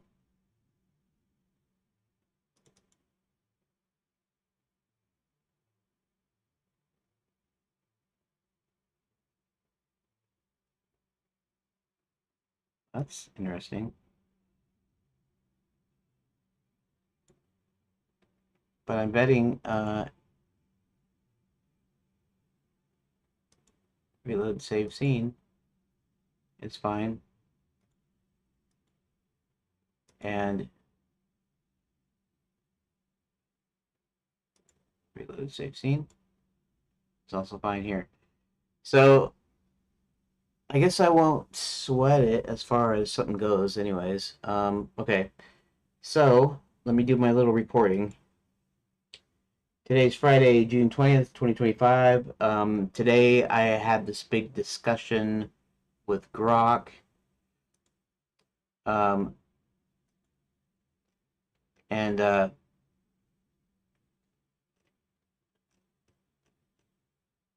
okay, so let me. I don't really have anything to show up for it, I guess. I have this to show for it. Um, so I had Grok actually create a process for me to come up with the choices for the pages, like a process I could use that hopefully I wouldn't be stalled in staring at the screen trying to figure out what to do next. And it does it in these steps to go through, and I'll be testing that on Monday. But yeah, so and code wise, I can get a lot done because I was trying to make this layout tool scene. Whenever I make a new scene now, though, um, I get and I start up. I start this up from scratch here.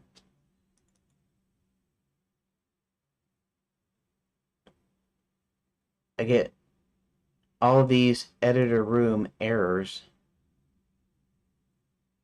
Invalid access to property key edited scene root on base object build instance. And that's coming from the editor room, and it shouldn't have a problem there, but somehow I'm thinking somewhere along the line it's removing stuff, and it claims it's a null instance, and I still don't really know why. I'm still trying to figure it out. So yeah, so that's really all I got done today. Well, I guess that about does it. So thanks for stopping by, watching, listening, whatever, and I'll see you on Monday. Thank you for watching.